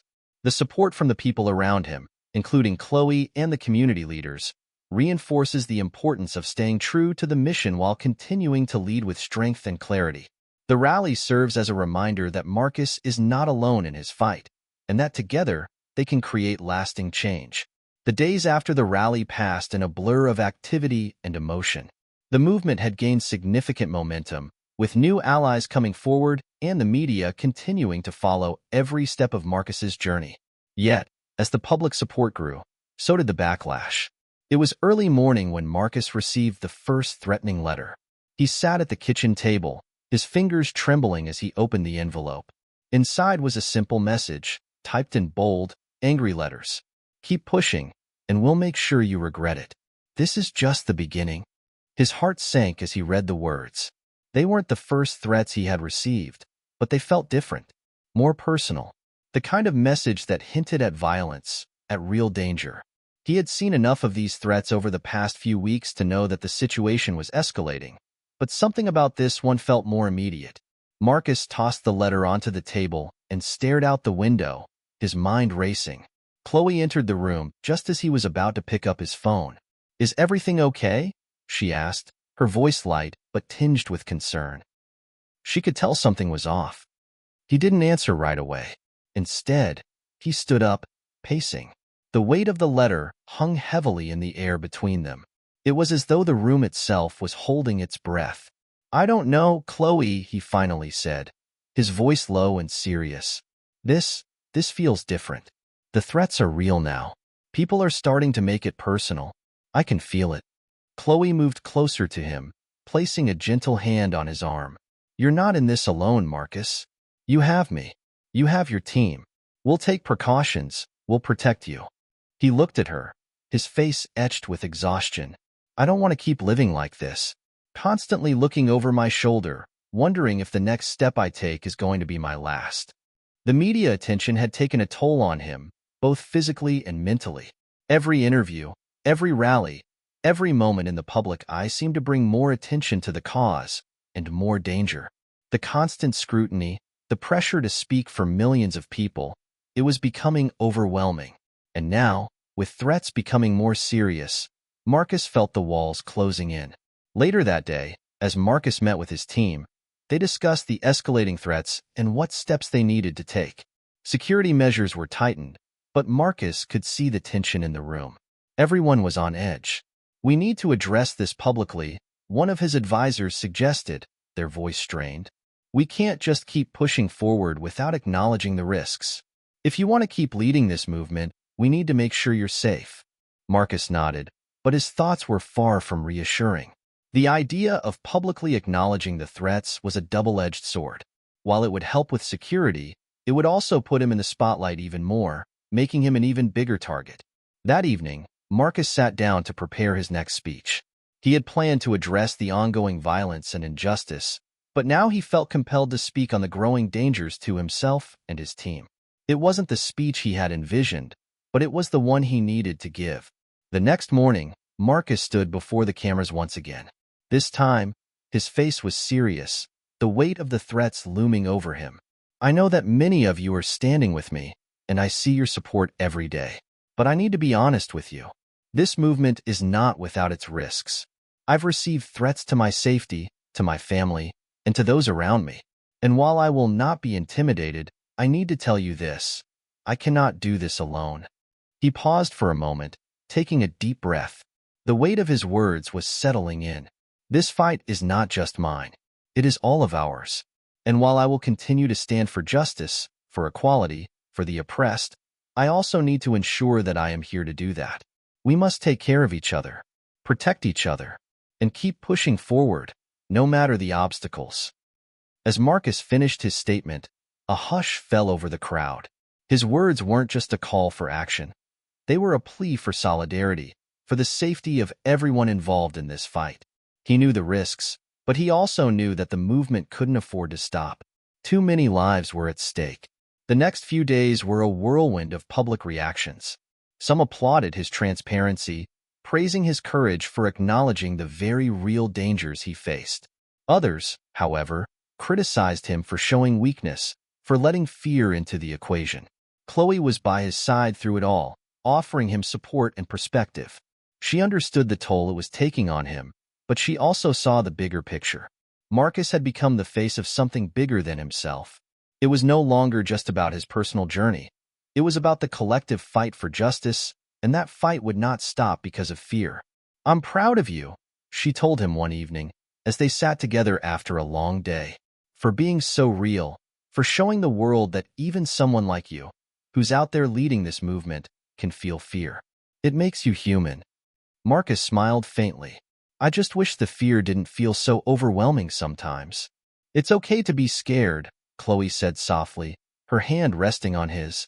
"It doesn't make you weak. It makes you stronger." In the following days, the media attention surrounding Marcus shifted. The threats became a central topic, but so did the message of solidarity. People from all walks of life began to reach out, offering their support in ways that Marcus hadn't expected. The outpouring of love and encouragement reminded him of why he started this journey in the first place. It wasn't about him. It was about the people, and no amount of fear could stop that. What does it take to stay strong in the face of adversity? Have you ever had to overcome fear in pursuit of something bigger than yourself? Share your thoughts in the comments below. In this chapter, Marcus grapples with the escalating threats against him and his team. His vulnerability shines through as he publicly acknowledges the dangers he faces, not just for himself, but for the movement as a whole. The chapter emphasizes the importance of solidarity and community support as Marcus navigates the emotional and physical toll of his leadership. The weeks following Marcus's public acknowledgement of the threats brought a strange sense of clarity. The fears that had once loomed large over him were now tempered with a renewed sense of purpose. But with that clarity came the realization that he was no longer just fighting for change. He was fighting to protect something far bigger than himself. It was a rainy afternoon when Chloe found Marcus sitting in their apartment, staring at a wall full of newspaper clippings, headlines, and handwritten notes. His desk was cluttered with reports and messages, all pertaining to the movement, but today, nothing seemed to make sense. "Hey," she said softly, leaning against the doorframe. "You okay?" Marcus didn't immediately respond. Instead, he picked up a photograph, a picture of his younger brother, Malik, from years ago. Malik had always been his rock, the person Marcus turned to when things got tough. Seeing his face now, knowing the danger that surrounded him, made Marcus's chest tighten. Chloe approached him, sitting down beside him and touching his hand.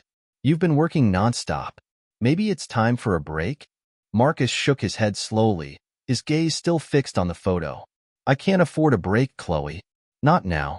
The movement is growing, the pressure is mounting, and his voice faltered, and for the first time in a long while, he allowed himself to feel the weight of everything. "I'm scared. I don't know if I'm strong enough to lead this anymore." Chloe was quiet for a moment, letting the silence hang in the air.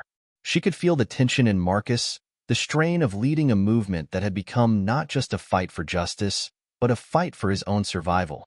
But she also knew that Marcus wasn't one to back down. He just needed to find his way back to himself. "You don't have to do this alone," she said gently, her voice steady and reassuring. "You're stronger than you think, and you've already come so far. You've touched so many lives, Marcus. That's bigger than any of us. And people are counting on you. But it's okay to ask for help. It's okay to lean on the people who care about you." Marcus looked up at her, his eyes filled with gratitude. "I don't know what I'd do without you." "You don't have to find out," she replied with a soft smile. "We're in this together." The conversation marked a shift in Marcus's mindset. It wasn't just about the fight anymore. It was about finding a balance between leading the movement and taking care of himself. The weight of the responsibility would always be there, but he no longer felt as though he had to carry it alone. The next day, Marcus made a call to his core team. It was time to strategize and delegate. No one person could do it all. The movement had become too large, too important, for him to try to handle everything on his own. As he spoke to his team, he realized how much they had all grown over the past few months. His leadership wasn't just about being the face of the movement. It was about empowering others to take charge, to contribute, and to make a difference in their own way. The collective strength of his team was what had gotten them this far, and it was what would carry them through the next phase of the fight. The decision to delegate didn't come easily, but it proved to be a turning point for Marcus. With Chloe's unwavering support and the trust of his team, he was able to refocus his energy on the aspects of the movement that mattered most, building relationships with allies, spreading the message, and ensuring the safety of those involved. But even as Marcus regained some sense of control over the situation, the threats against him continued. They came in waves: anonymous phone calls, harassing messages, and even a break-in at one of his support offices. Each instance, while disturbing, only fueled his determination to keep going. One evening, after a particularly long day of meetings and planning, Marcus took a walk to clear his mind. As he strolled through the quiet streets, he found himself reflecting on the journey that had brought him here. The moments of doubt, the highs and the lows, and the people who had stood by him every step of the way. It was during that walk that something inside him clicked. He realized that fear would always be present. It would never go away, but it didn't have to control him. His purpose, his drive to make the world a better place, was far greater than the fear that sought to stop him. By the time he returned to his apartment, his resolve had hardened. He was ready to take the next step. The movement needed more than just a voice. It needed action. It needed tangible steps to make real change. And Marcus was determined to ensure that it would happen. The next day, he called a press conference. This time, he wasn't going to address the threats or the fear. This time, he was going to make a bold statement, a commitment to the future, to the change that was coming, no matter the cost. When Marcus stepped up to the podium, he was greeted by a crowd of reporters and cameras. But this time, he wasn't nervous.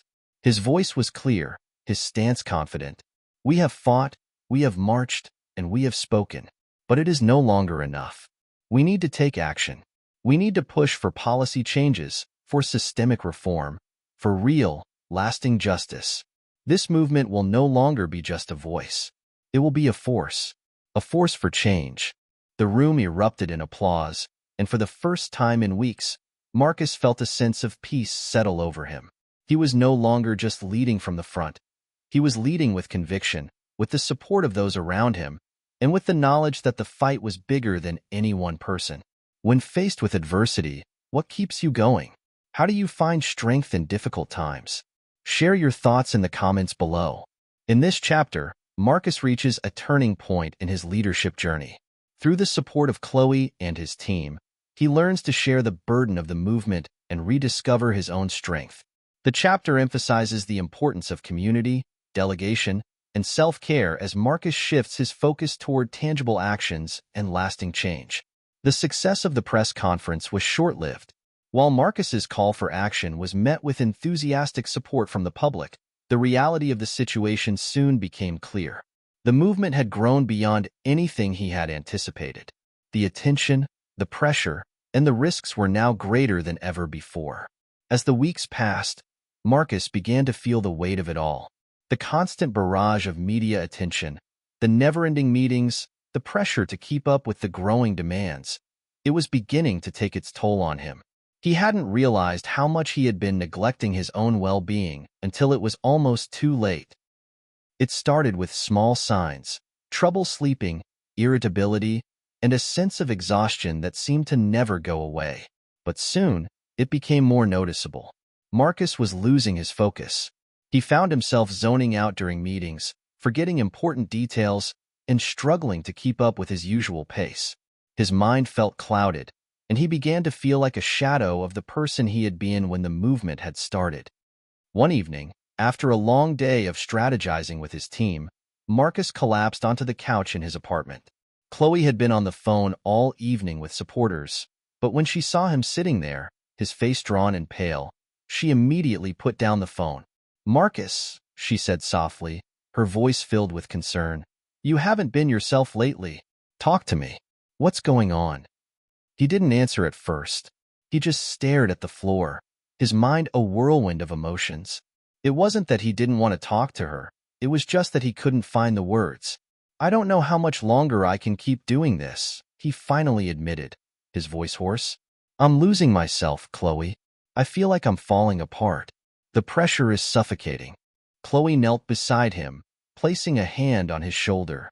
"You don't have to carry this burden alone. You've done so much already, Marcus. But you need to take care of yourself, too. You're no good to anyone if you're not okay." The realization hit Marcus like a ton of bricks. He had been so focused on the movement, on fighting for justice, that he had neglected the one thing that was most important, his own mental and physical health. He had been running on empty for far too long, and it was starting to catch up with him. The next few days were a blur of tough decisions. Marcus made the difficult choice to take a step back from the public eye. He canceled several appearances and delegate more of the leadership responsibilities to his team. He couldn't afford to keep pushing himself to the brink of collapse. It wasn't an easy decision. He felt guilty, as though he was letting people down. But deep down, he knew that if he didn't take care of himself, he wouldn't be able to continue the fight for the long haul. The movement needed him at his best, not at his breaking point. During this time, Chloe and the rest of his team took over many of the public-facing aspects of the movement. Chloe, in particular, stepped into a more visible role, speaking at rallies and engaging with supporters on social media. Marcus was proud of her, but it was hard to watch someone else lead the way he once had. Still, he trusted her. He knew that she was as committed to the cause as he was, and that gave him peace of mind. As the days turned into weeks, Marcus found himself slowly regaining his strength. He started seeing a therapist, something he had been avoiding for months. At first, he was reluctant, not believing that talking to someone could really make a difference. But the more he spoke about his feelings, the more he realized how much he had been bottling up. It wasn't just the movement that had been overwhelming. It was everything. The pressure to be a perfect leader, the fear for his safety, the constant demands on his time. It had all started to consume him. The therapist helped him recognize that he was human, that it was okay to not have all the answers, and that it was okay to ask for help. One afternoon, after a particularly insightful session, Marcus walked through the park near his apartment. The sun was shining, and for the first time in weeks, he felt a sense of calm. He wasn't fully healed, but he was on the right path. As he walked, he thought about everything that had led him here. The movement, the supporters, the threats, and the sacrifices. He thought about the future and what kind of legacy he wanted to leave behind. More than anything, he wanted to see the change he had dreamed of. But now, he knew that to get there, he needed to take things one step at a time. Later that evening, Marcus met with Chloe for dinner. It had been a long time since they had just sat down and talked without the weight of the world hanging over them. They ate, laughed, and for a brief moment, he allowed himself to just be. It felt good. "I've been thinking a lot," he said after a long pause, looking at Chloe. "About the future, about the movement. And I think I've been going about it all wrong. I've been so focused on leading everything that I forgot about the people I'm doing this for." Chloe smiled, placing her hand on his. "You're still figuring it out, Marcus. But you're not alone in this. We're all in this together." That night, Marcus made a promise to himself. He would no longer try to do it all. He would be a leader, but he would also take the time to heal, to grow, and to remember why he started this journey in the first place. The movement was bigger than one person. It was a collective effort, a shared vision. And with the right people by his side, he knew they could change the world. Have you ever reached a breaking point in your life? How did you overcome it, and what did you learn from the experience? Share your thoughts in the comments below. In this chapter, Marcus faces the consequences of pushing himself too hard and learns the importance of self-care and seeking support. Through therapy and the support of Chloe and his team, he begins to regain his balance and refocus on the movement with a clearer, healthier mindset. Marcus's recovery was slow, but steady. His team had rallied around him, giving him the space he needed to recharge while keeping the movement on track. Chloe, in particular, had become his rock, stepping into a leadership role and handling the day-to-day operations of the campaign with grace and determination. The press had shifted their focus from his personal struggles to the next big rally, which helped take some of the pressure off him. But for Marcus, the biggest challenge wasn't just getting his strength back. It was repairing the damage that had been done to the trust he had built with his supporters and within his team.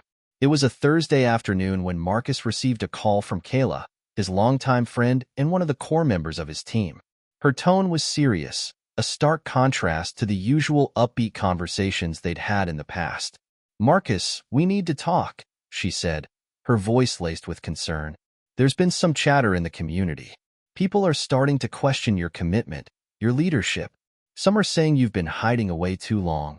The words hit Marcus like a slap in the face.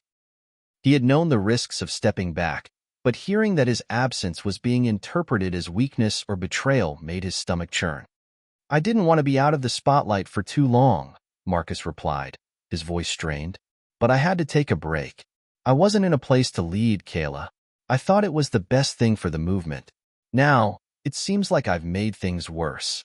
Kayla sighed, pausing before she spoke again. People understand the need for rest. But when the leader goes silent for too long, it sends a message. They need to see that you're in this for the long haul, Marcus. They need to see you're still fighting for them. Right now, they're wondering if they've been left to fight alone. The conversation with Kayla lingered in Marcus's mind long after he hung up. He knew she was right. He had underestimated how much his absence would be felt. In his attempt to take care of himself, he had inadvertently distanced himself from the very people who had made the movement what it was. It was time to rebuild trust, and that wouldn't happen overnight. Marcus needed to show his supporters that he was still fully invested in their cause, that he was not just a figurehead but an active participant in their fight for justice. The next day, Marcus called an emergency team meeting. He had a plan, but it wasn't going to be easy. He would have to put himself back out there, back in the spotlight, and face the skepticism that had grown in his absence. But he wasn't going to do it alone. Chloe, Kayla, and the rest of the team gathered in the conference room, their faces a mix of curiosity and concern as Marcus laid out his plan. "I've been silent for too long," he began, his voice steady, yet filled with urgency. "And I understand why people are starting to doubt me. But I'm not giving up on this movement. I'm not giving up on any of you. We've come too far to let this slip away." Kayla, who had been at the forefront of the movement during his absence, nodded. "We've got your back, Marcus. We've been keeping the momentum going, but it's going to take more than just words. The people need to see action. They need to feel that they're not alone in this fight." Marcus nodded in agreement. "I know, and I'm going to do whatever it takes to show them that. I'm ready to get back to work." The first step in rebuilding trust was a public appearance. Marcus knew that he couldn't hide behind the scenes anymore. He had to confront the public, face to face. He scheduled a town hall meeting, inviting supporters, critics, and anyone who was willing to listen. It was a risky move, but he was determined to make it right. On the day of the event, the energy in the air was palpable. The crowd was large, and the tension was thick. Marcus stood backstage, feeling the weight of the moment pressing down on him. This was more than just a rally. It was a chance to reclaim his place as the leader of the movement. When the time came, Marcus walked out onto the stage. The audience fell silent, and for a brief moment, he felt a wave of uncertainty wash over him. But then he remembered why he was there. He wasn't just speaking for himself. He was speaking for everyone who had put their trust in him. "Thank you all for being here today," Marcus began, his voice strong. "I know that many of you have questions, doubts, and concerns. I'm not here to make excuses. I'm here to be honest with you." The crowd remained still, waiting for him to continue. "I took a step back because I needed to take care of myself," Marcus continued. "And I know that in doing so, I made some of you feel abandoned. I can't undo that, but I can promise you this. I'm here. I'm still in this fight, and I'm not going anywhere." The words were simple, but the sincerity behind them was undeniable. As he spoke, he could see the crowd's reaction shift. Some people nodded in understanding, while others still looked skeptical. But it didn't matter. What mattered was that Marcus was finally back, ready to lead. Not just with his words, but with his actions. After the town hall, Marcus received messages from supporters, many of whom expressed their appreciation for his honesty and vulnerability. It wasn't just the speech that had won them over. It was the acknowledgement that he was human, that he wasn't afraid to admit when he needed help. In the days that followed, Marcus threw himself into the movement once again. He met with community leaders, spoke at rallies, and helped organize initiatives that would bring about tangible change. It wasn't easy, but he was no longer doing it alone. Chloe, Kayla, and the rest of the team were by his side, pushing forward together. Have you ever had to rebuild trust with someone or a community? What steps did you take to regain that trust? Share your experience with us in the comments below. This chapter focuses on Marcus's journey to rebuild trust with his supporters after stepping back from the public eye. By acknowledging his absence and recommitting to the movement, he begins to repair his relationship with the people who have stood by him. His vulnerability and commitment to action are key to regaining the trust he needs to continue leading the fight for change. The days following the town hall were a whirlwind. Marcus's public return to the movement had breathed new life into the cause. There was a renewed energy in the streets, in the meetings, and in the air. But as much as Marcus tried to immerse himself in the work, a quiet unease settled in his chest. The pressure of being a symbol for so many weighed heavily on him, and as his momentum grew, so did the intensity of the challenges. The media, which had initially criticized Marcus's absence, now seemed to shift their focus toward the movement's next big push, a series of protests scheduled for the upcoming week.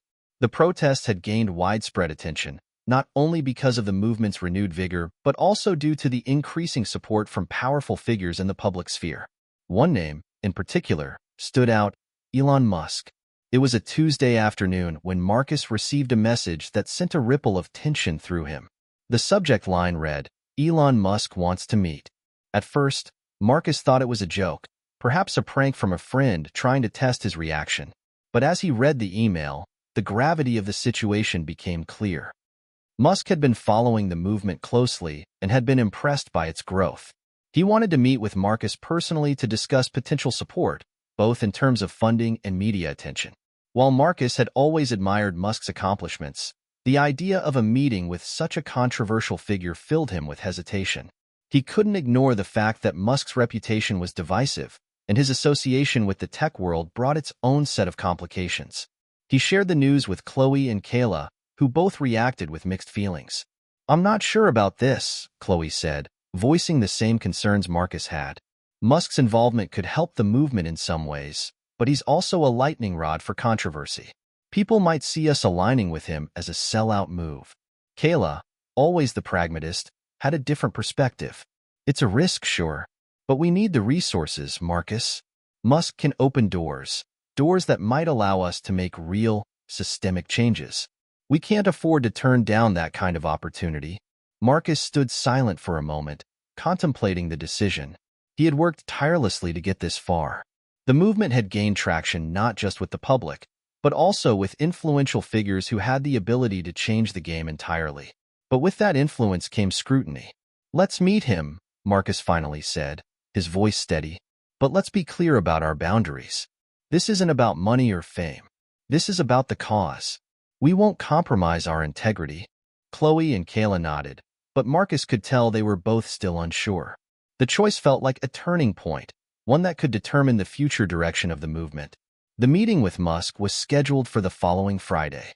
Marcus, Chloe, and Kayla arrived at one of Musk's private properties, a sleek, modern building on the outskirts of the city. The atmosphere was tense as they were escorted through the minimalist interior to a small conference room where Musk was waiting. Elon Musk, dressed casually in a black hoodie and jeans, rose to greet them with a firm handshake. There was an intensity about him, a quickness in his movements that suggested he was constantly thinking, analyzing, and strategizing. "Marcus, Chloe, Kayla," Musk said, his voice measured but warm. "I've been following your work for a while now. You've got something real here, something that people are paying attention to, and I think I can help." The words were straightforward, but Marcus remained cautious. He didn't want to be swayed by flattery. He'd seen too many movements lose their way when they became tangled in the allure of power and influence. Musk sat down, leaning forward. "I'm not here to tell you what to do or how to do it, but I know the power of technology, the power of social media, and the power of visibility. What you're doing is important. It's resonating. and I want to help amplify it. He spoke about funding, about using his platform to raise awareness, and even about organizing global support through his vast network of connections. The offer was enticing, and for a moment, Marcus felt the pull of it, the possibility of what they could accomplish with Musk's backing. But then, as the conversation shifted to specifics, Marcus found himself questioning the terms Musk was proposing. Musk wanted to take the movement into new territories, places that felt distant from the grassroots nature of what Marcus had started. The idea of broadening the message was appealing, but Marcus wasn't sure it was worth compromising the values that had defined the movement from the beginning. As the meeting progressed, the tension between them became palpable. Marcus, with his mind racing, could sense that Musk wasn't entirely committed to the deeper social change that the movement stood for. Musk's focus was on visibility, on viral moments, on profit, while Marcus's focus had always been on people, on elevating voices that had been silenced for too long, on creating tangible, lasting change. Finally, Marcus stood up, his decision clear. "Thank you for your time, Elon," he said, his voice firm. "But this isn't the direction we're going in. We won't sacrifice the core of our movement for influence or visibility. We're fighting for something real, and that's not for sale." Musk looked surprised but nodded. "I understand. I respect your stance, Marcus. But if you change your mind, the offer still stands." As Marcus, Chloe, and Kayla left the meeting, the weight of the decision began to sink in. They had turned down a game-changing opportunity, one that could have propelled the movement to unprecedented heights. But in the end, Marcus knew that staying true to the cause was more important than any endorsement or financial backing. What would you have done if you were in Marcus's shoes? Would you have taken the opportunity, or would you have stayed true to your values? Let us know in the comments below. This chapter centers around a crucial decision for Marcus and his team: the offer of support from Elon Musk. While the opportunity is tempting, Marcus chooses to stay true to the core values of the movement, rejecting the idea of compromising for visibility or resources. His commitment to integrity sets the stage for the next phase of the journey. The aftermath of Marcus's meeting with Elon Musk lingered in the air. He couldn't shake the feeling that there was more to the situation than met the eye. While rejecting the offer had been the right call for the movement, Marcus couldn't ignore the possibility that Musk's interest was not purely altruistic. His offer had been loaded with promises, yes, but there had been a subtle undercurrent of control, of using the movement as a vehicle for something bigger, something Marcus wasn't willing to become a part of. As the days passed, the media coverage of the meeting began to surface. Some outlets praised Marcus's decision to reject the backing, calling it a bold move for integrity. Others, however, questioned his judgment, insinuating that he was turning down an opportunity to advance the cause. The polarizing coverage was expected, but it left Marcus with an unsettling feeling. It seemed like the forces of influence were closing in on him from all sides. One evening, as Marcus sat alone in his office reviewing campaign materials, his phone buzzed. It was a message from Kayla, marked urgent. "Marcus, we need to talk. There's something happening behind the scenes. It's not just about Musk." His heart sank. He quickly dialed her number. "Kayla, what's going on?" Marcus asked, the tension in his voice evident. "It's bigger than we thought. We've been getting strange reports, rumors, leaks, and people within our own team starting to question our direction.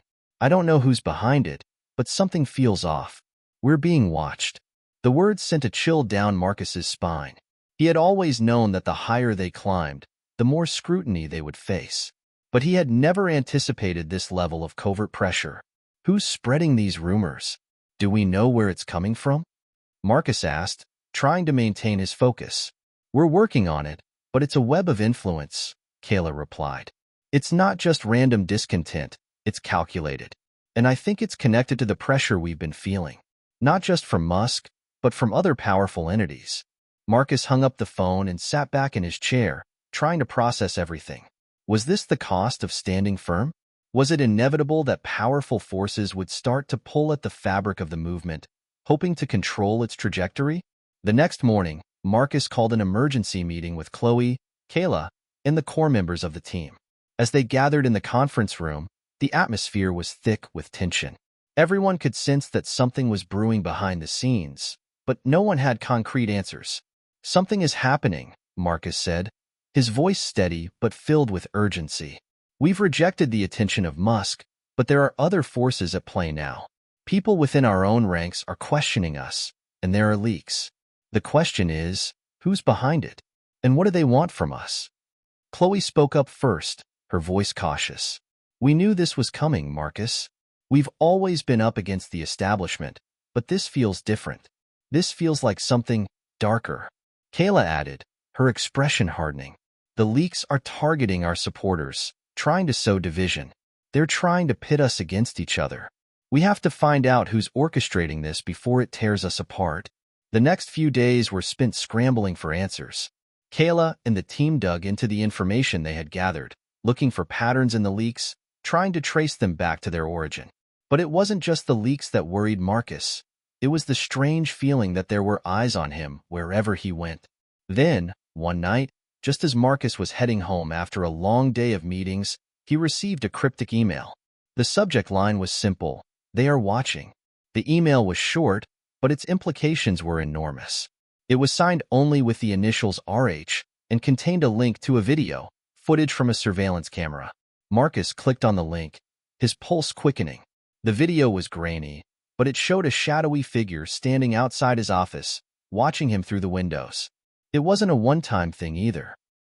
The figure was captured multiple times, lurking in the darkness, as if waiting for the right moment. He stared at the screen for a moment, processing what he had just seen. This wasn't just about the movement anymore. It was about his safety. Someone had been tracking him, and whoever they were, they didn't have good intentions. The following day, Marcus and his team met to discuss the video and the growing sense of danger. It was clear now that they were dealing with forces that weren't just interested in controlling the narrative. They wanted to destabilize the entire movement. "We need to figure out who's behind this," Marcus said, his voice steady but his hands betraying his nervousness as they gripped the edge of the table. "It's time to protect ourselves, not just the movement, but everyone involved." Chloe and Kayla nodded, their faces grim. They had all known this day would come, the day when the shadows would try to engulf the light they had fought so hard to keep burning. But they weren't about to back down. "We need to go on the offensive," Kayla said, determination in her voice. "Whoever is doing this won't stop until we're broken. But we can't let them tear us apart. Not now." The decision was made. Marcus would increase his public appearances, turning the spotlight on those who were trying to undermine the movement. They would not allow the forces behind the surveillance and leaks to silence them or control their future. Have you ever felt like you were being watched or targeted for standing up for something you believe in? How did you handle it? Share your experience in the comments below. This chapter introduces an unsettling shift in the narrative, as Marcus and his team begin to face unseen forces working against them. From leaks to surveillance, it becomes clear that the stakes are higher than ever. In the face of these challenges, Marcus and his team must stay vigilant and united to protect the integrity of the movement. The tension in the air had grown thick as Marcus and his team dug deeper into the mysterious forces working against them. They had taken a risk by rejecting Musk's offer, and now they were paying the price. As if the external pressure wasn't enough, the internal fractures were starting to show. Rumors and division were creeping into the ranks of the movement. Marcus knew that they couldn't let the situation fester. The next step had to be decisive. He would have to confront the leaks head-on. But as much as he hated the idea of playing into the hands of those who sought to tear them apart, he knew it was the only way to regain control of the narrative. The team met in their usual conference room, but this time the atmosphere was far from typical. Chloe and Kayla had been going over the data from their investigation into the leaks, trying to find patterns or clues that might lead them to the source. Marcus could see the exhaustion on their faces, the burden of the work pressing heavily on them. "We've traced most of the leaks back to a few key people," Kayla said, her voice low but intense. "Some of them are still part of the movement, but others have connections to corporate interests, media companies, and even law enforcement. It's a tangled web." Marcus's heart sank. The realization hit him like a blow to the chest. The movement wasn't just being attacked from the outside. It was being infiltrated from within. "You're telling me someone inside our team is working against us?" Marcus asked, his voice sharp. Chloe nodded. "We've been trying to figure out who, but it's hard. Whoever's behind this is playing a long game. It's like they've been planting seeds of doubt for months, and now they're growing. The walls of the conference room suddenly felt much closer. Marcus was used to pressure, to being in the spotlight, but this was different. This wasn't just about the movement anymore. This was about trust, about betrayal, and about the fight to keep the integrity of what they had built. "There's only one way to deal with this," Marcus said, his tone firm, despite the storm of thoughts swirling in his mind. "We confront it directly. We call out the people behind this, bring the truth to light, and expose the forces trying to tear us apart." Chloe looked hesitant, but Kayla's face was determined. "You're right. The longer we let this go on, the more damage it does. But Marcus, we need to be careful. Whoever's behind this won't just sit back and watch. They'll fight back, hard." As they brainstormed their next move, the weight of the situation loomed over them. Marcus couldn't shake the feeling that something bigger was at play, something far beyond the political interests that had always threatened the movement.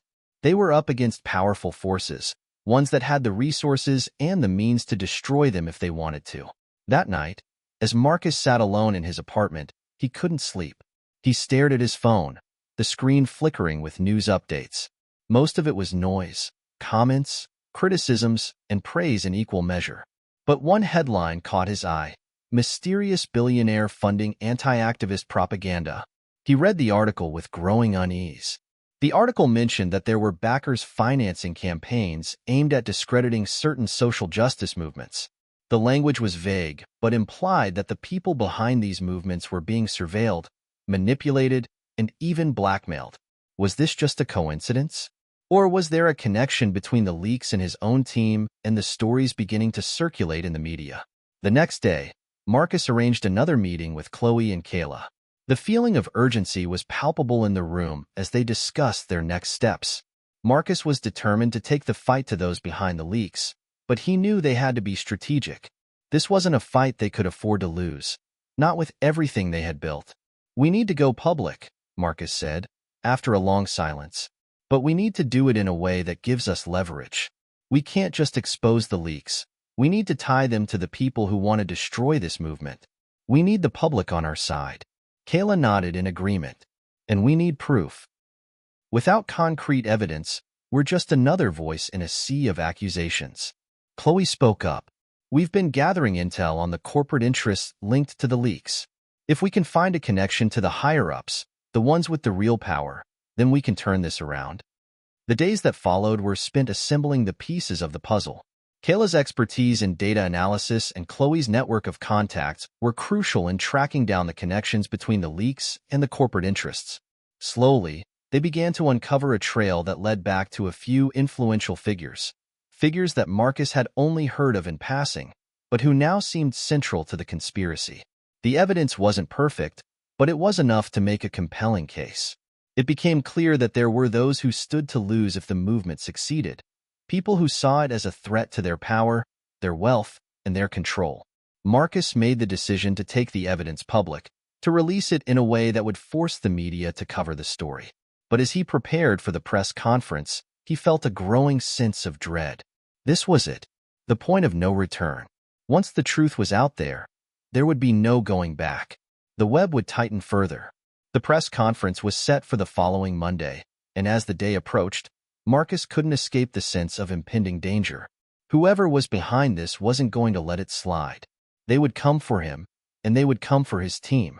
But there was no turning back now. Have you ever faced a situation where you felt the weight of betrayal or pressure from unexpected sources? How did you navigate it? Share your thoughts in the comments below. In this chapter, Marcus and his team are thrust deeper into a web of conspiracy as they uncover the forces trying to undermine their movement.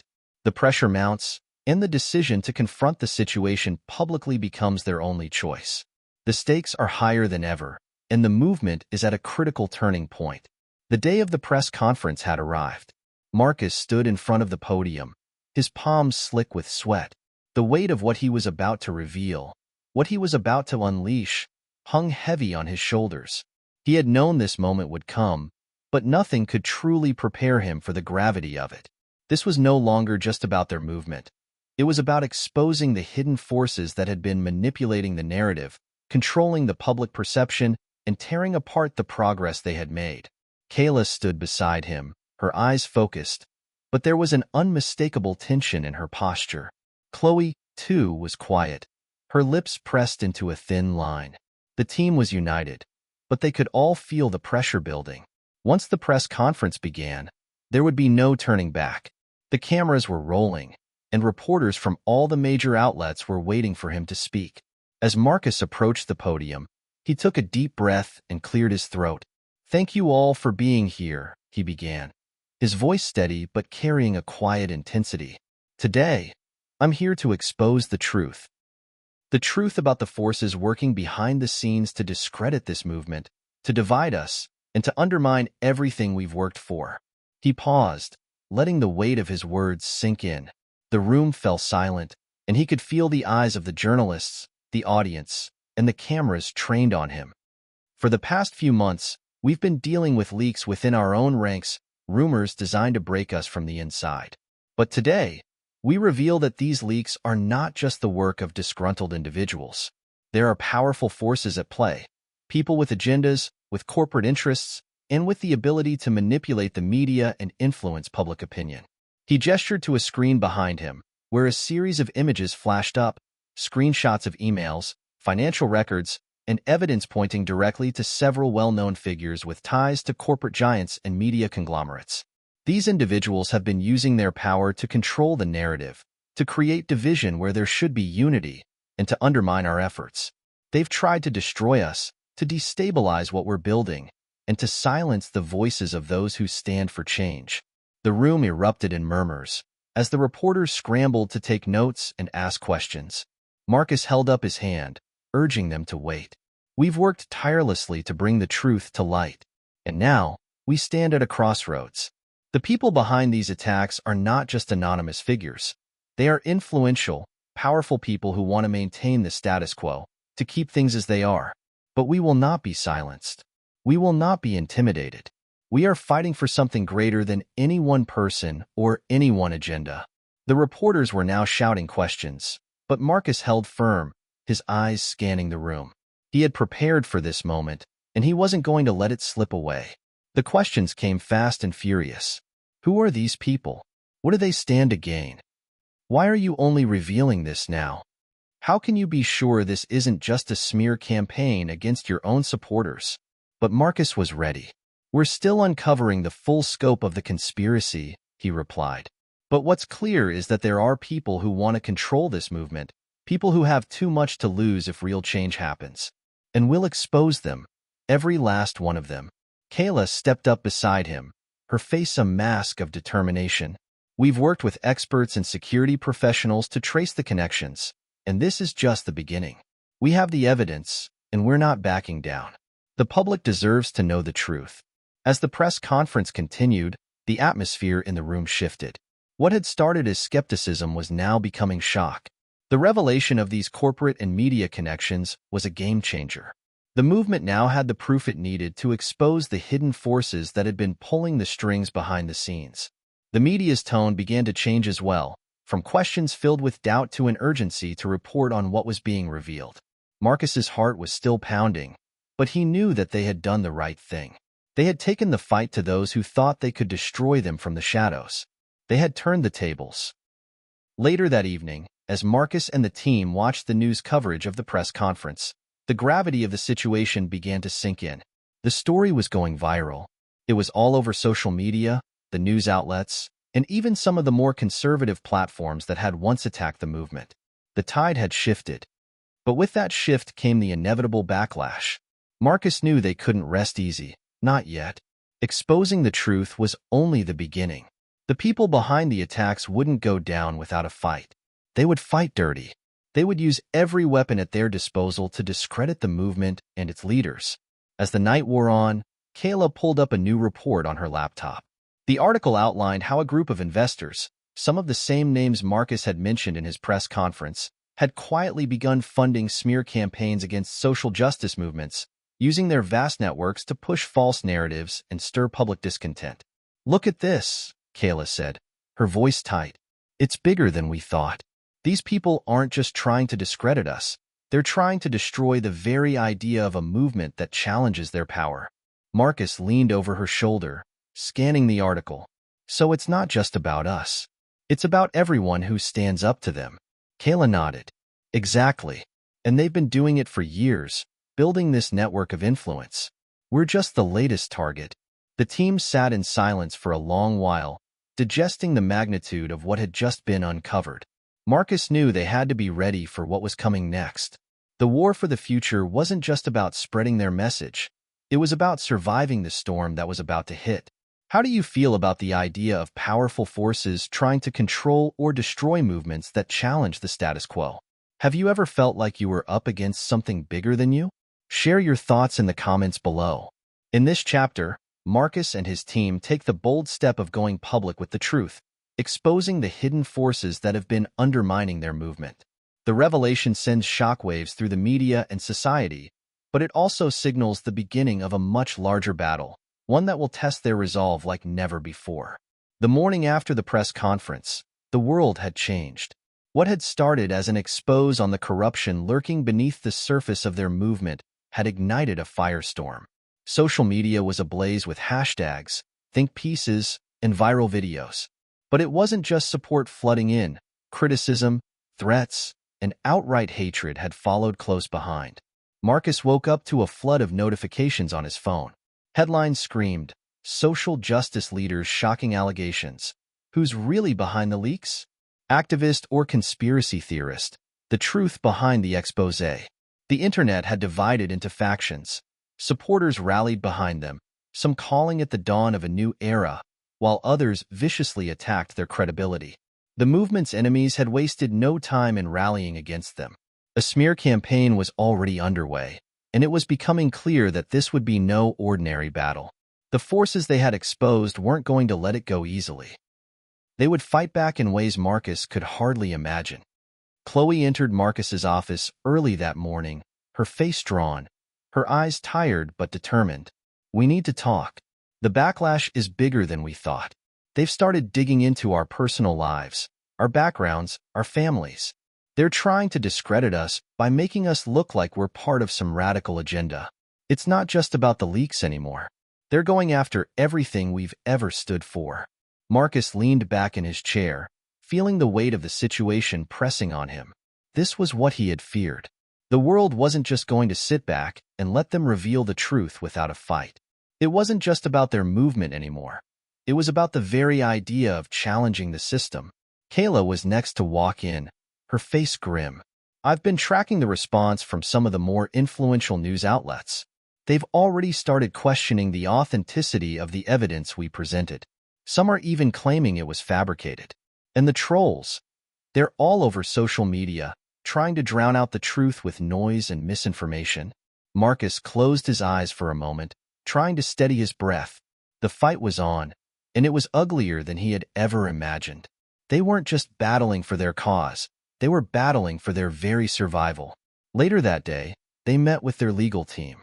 The room was filled with tense silence as their lawyer laid out the worst-case scenarios. We're dealing with powerful enemies here. These people don't just have money, they have influence. They're going to use every legal and media tool at their disposal to turn this back on you. There are already rumors circulating about your finances, about your past, about your integrity. Marcus sat up straighter. They think we'll back down. But we're not going to. The lawyer gave him a look. That may be, but you need to be prepared. There are defamation lawsuits being filed, and I wouldn't be surprised if more follow. The people you've exposed, they're not just going to let you get away with this. You've made some very powerful enemies. The pressure on the team was mounting by the hour. As the days passed, the attacks grew more intense. Personal emails were hacked and leaked. Fake social media accounts were created to spread lies about Marcus and his team. They were branded as frauds, as radicals with dangerous ideologies. The media had started to question their motives. Some suggested they had been manipulated by outside forces, while others suggested they were simply after attention. Marcus and his team had become the punching bag for every extremist group, every right-wing pundit, and every corporate mouthpiece that wanted to silence them. The weight of the lies being spread about them seemed insurmountable. But amidst the chaos, Marcus began to notice something. While the opposition had successfully created a storm of confusion, they hadn't yet managed to destroy the core of the movement. The people who believed in the cause, who had supported them from the beginning, were still standing strong. Marcus looked at the numbers. Donations were pouring in. Supporters were marching in cities across the country. The trolls and the misinformation couldn't erase the message, no matter how hard they tried.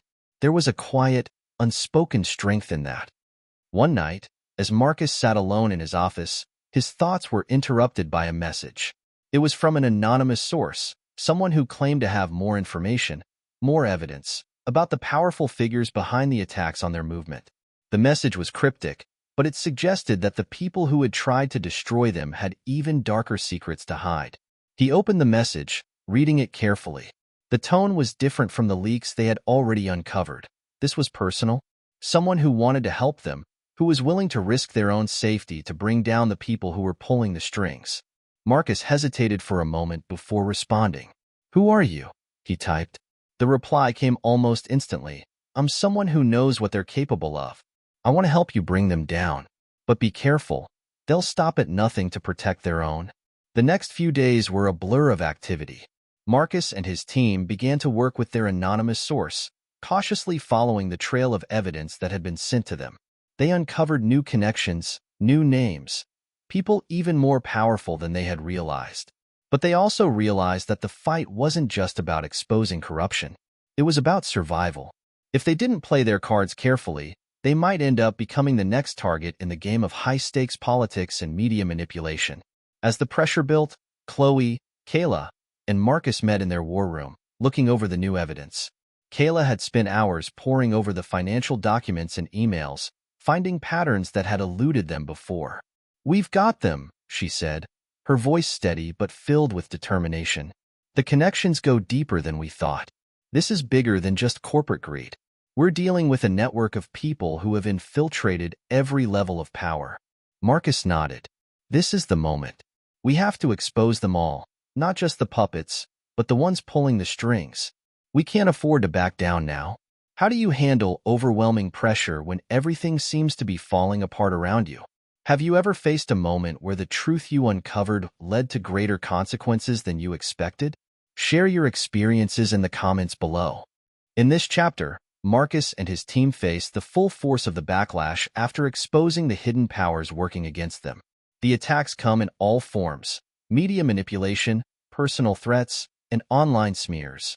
But the team holds firm, refusing to back down. As they uncover even darker secrets, they realize that the fight is far from over. The stakes are higher than ever, and the question remains: who can they trust, and who is still out there waiting to destroy everything they've worked for? The storm had hit, and as the days turned into weeks, Marcus and his team felt the full weight of the backlash. Every day seemed to bring new attacks on their character, their credibility, and their very existence. But through it all, they stood firm, resolute in their belief that the truth was worth fighting for. The anonymous tip had led them to a hidden network of elites, people whose names were whispered in dark corners of political power. It became clear that this wasn't just a few corrupt individuals, but a system, a machine that had been built over decades to control narratives, suppress movements, and ensure the status quo was never truly challenged. But Marcus wasn't afraid. The pressure had forged him into something harder, something unbreakable. He knew this was it, the final chapter of their fight. They had the evidence, and now it was time to take down the entire operation. Late one night, after hours of poring over new intelligence, Marcus, Kayla, and Chloe met in their secure safe house. Tension hung in the air, thick as smoke, as they reviewed the final pieces of the puzzle. "We're ready," Chloe said, her voice firm but with a hint of exhaustion. "We've got the names, the links, and the proof. This is everything we need to go public with the whole network." Marcus nodded. "This is it. We have to be strategic. If we release it all at once, they'll have a chance to discredit us. But if we do it piecemeal, we can keep the pressure on." Kayla interjected.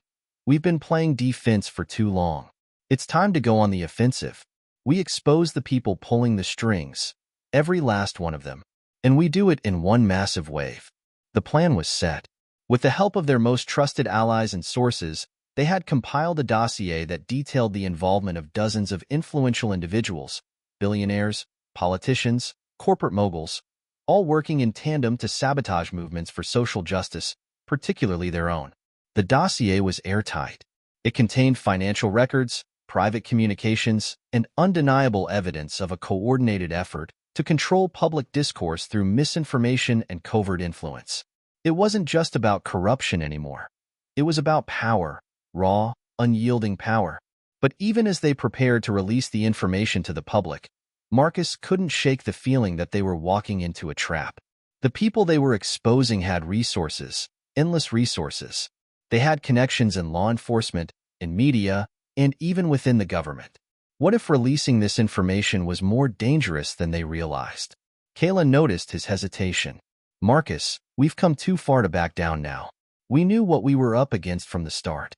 And we've got one thing they can't take away from us, the truth. Marcus looked at her, and then at Chloe. He knew she was right. The truth was the one weapon they had that the opposition couldn't destroy. The morning of the expose, Marcus sat at the helm of their operations. His team was scattered across the city, setting up safe lines of communication and preparing to release the documents to various trusted journalists and media outlets. They had made sure to leak the information through multiple channels, ensuring that no one could control the narrative. The first wave hit like a bombshell. Media outlets began breaking the story. Screens flashed with headlines, "Massive corruption exposed. Corporate giants, politicians, and media moguls behind campaign to silence justice movements." The internet exploded. Tweets, posts, and videos spread like wildfire. The evidence was irrefutable. The faces of the powerful men and women who had manipulated the system for decades were suddenly exposed for all to see. The public was in shock. But with the release came the inevitable counterattack. Within hours, the same media giants that had been complicit in the manipulation began spinning the narrative. They launched a counteroffensive, branding the leak as a conspiracy and attempted defamation of public figures. They pulled every string they could, trying to discredit the movement and shift the focus back onto Marcus and his team. They were relentless, bombarding the media with false stories and counterarguments, trying to paint Marcus as a criminal, a radical, anything to distract the public from the truth. The fight for control of the narrative was in full swing. But this time, Marcus wasn't going to let them off the hook. He and his team fought back by releasing even more evidence, this time about the media's role in covering up the truth. They exposed the connections between journalists, billionaires, and shady corporations, how they had been paid to bury stories, how they had manipulated public opinion to protect the interests of the elite. The battle had become a war of information, and for the first time, the public was getting a clear view of the mechanisms that had kept them in the dark for so long. As the days passed, it became clear that the expose was having a far-reaching effect. Protests erupted across the country as people demanded accountability from those who had been exposed. The very foundation of the political and media establishment was shaking, and there was a palpable sense that things were about to change. But the battle wasn't over yet. There were still powerful forces pushing back, trying to reclaim control. Marcus knew the next phase would be even more dangerous. They couldn't stop now. They had to keep fighting. On the night after the expose went viral, Marcus stood alone on the balcony of their safe house, looking out at the city below. He couldn't help but feel a mixture of exhilaration and fear. They had won a major victory, but at what cost? The forces they had uncovered weren't going to just let this go. They would retaliate. They would push back. The fight for justice wasn't over. It had only just begun. What do you think about the role of media and corporations in shaping the narratives we hear every day? How do you feel about the responsibility of individuals and movements in challenging the status quo? Share your thoughts with us below. In this final chapter, the stakes reach their highest as Marcus and his team unleash the full truth to the world, exposing the web of corruption and manipulation that had been controlling the public narrative. The consequences are immediate, with public backlash, smear campaigns, and intense scrutiny. But the movement holds strong, pushing back against the powerful forces that seek to silence them. As the battle continues, Marcus realizes that the road ahead will be even harder, but the fight is worth every sacrifice.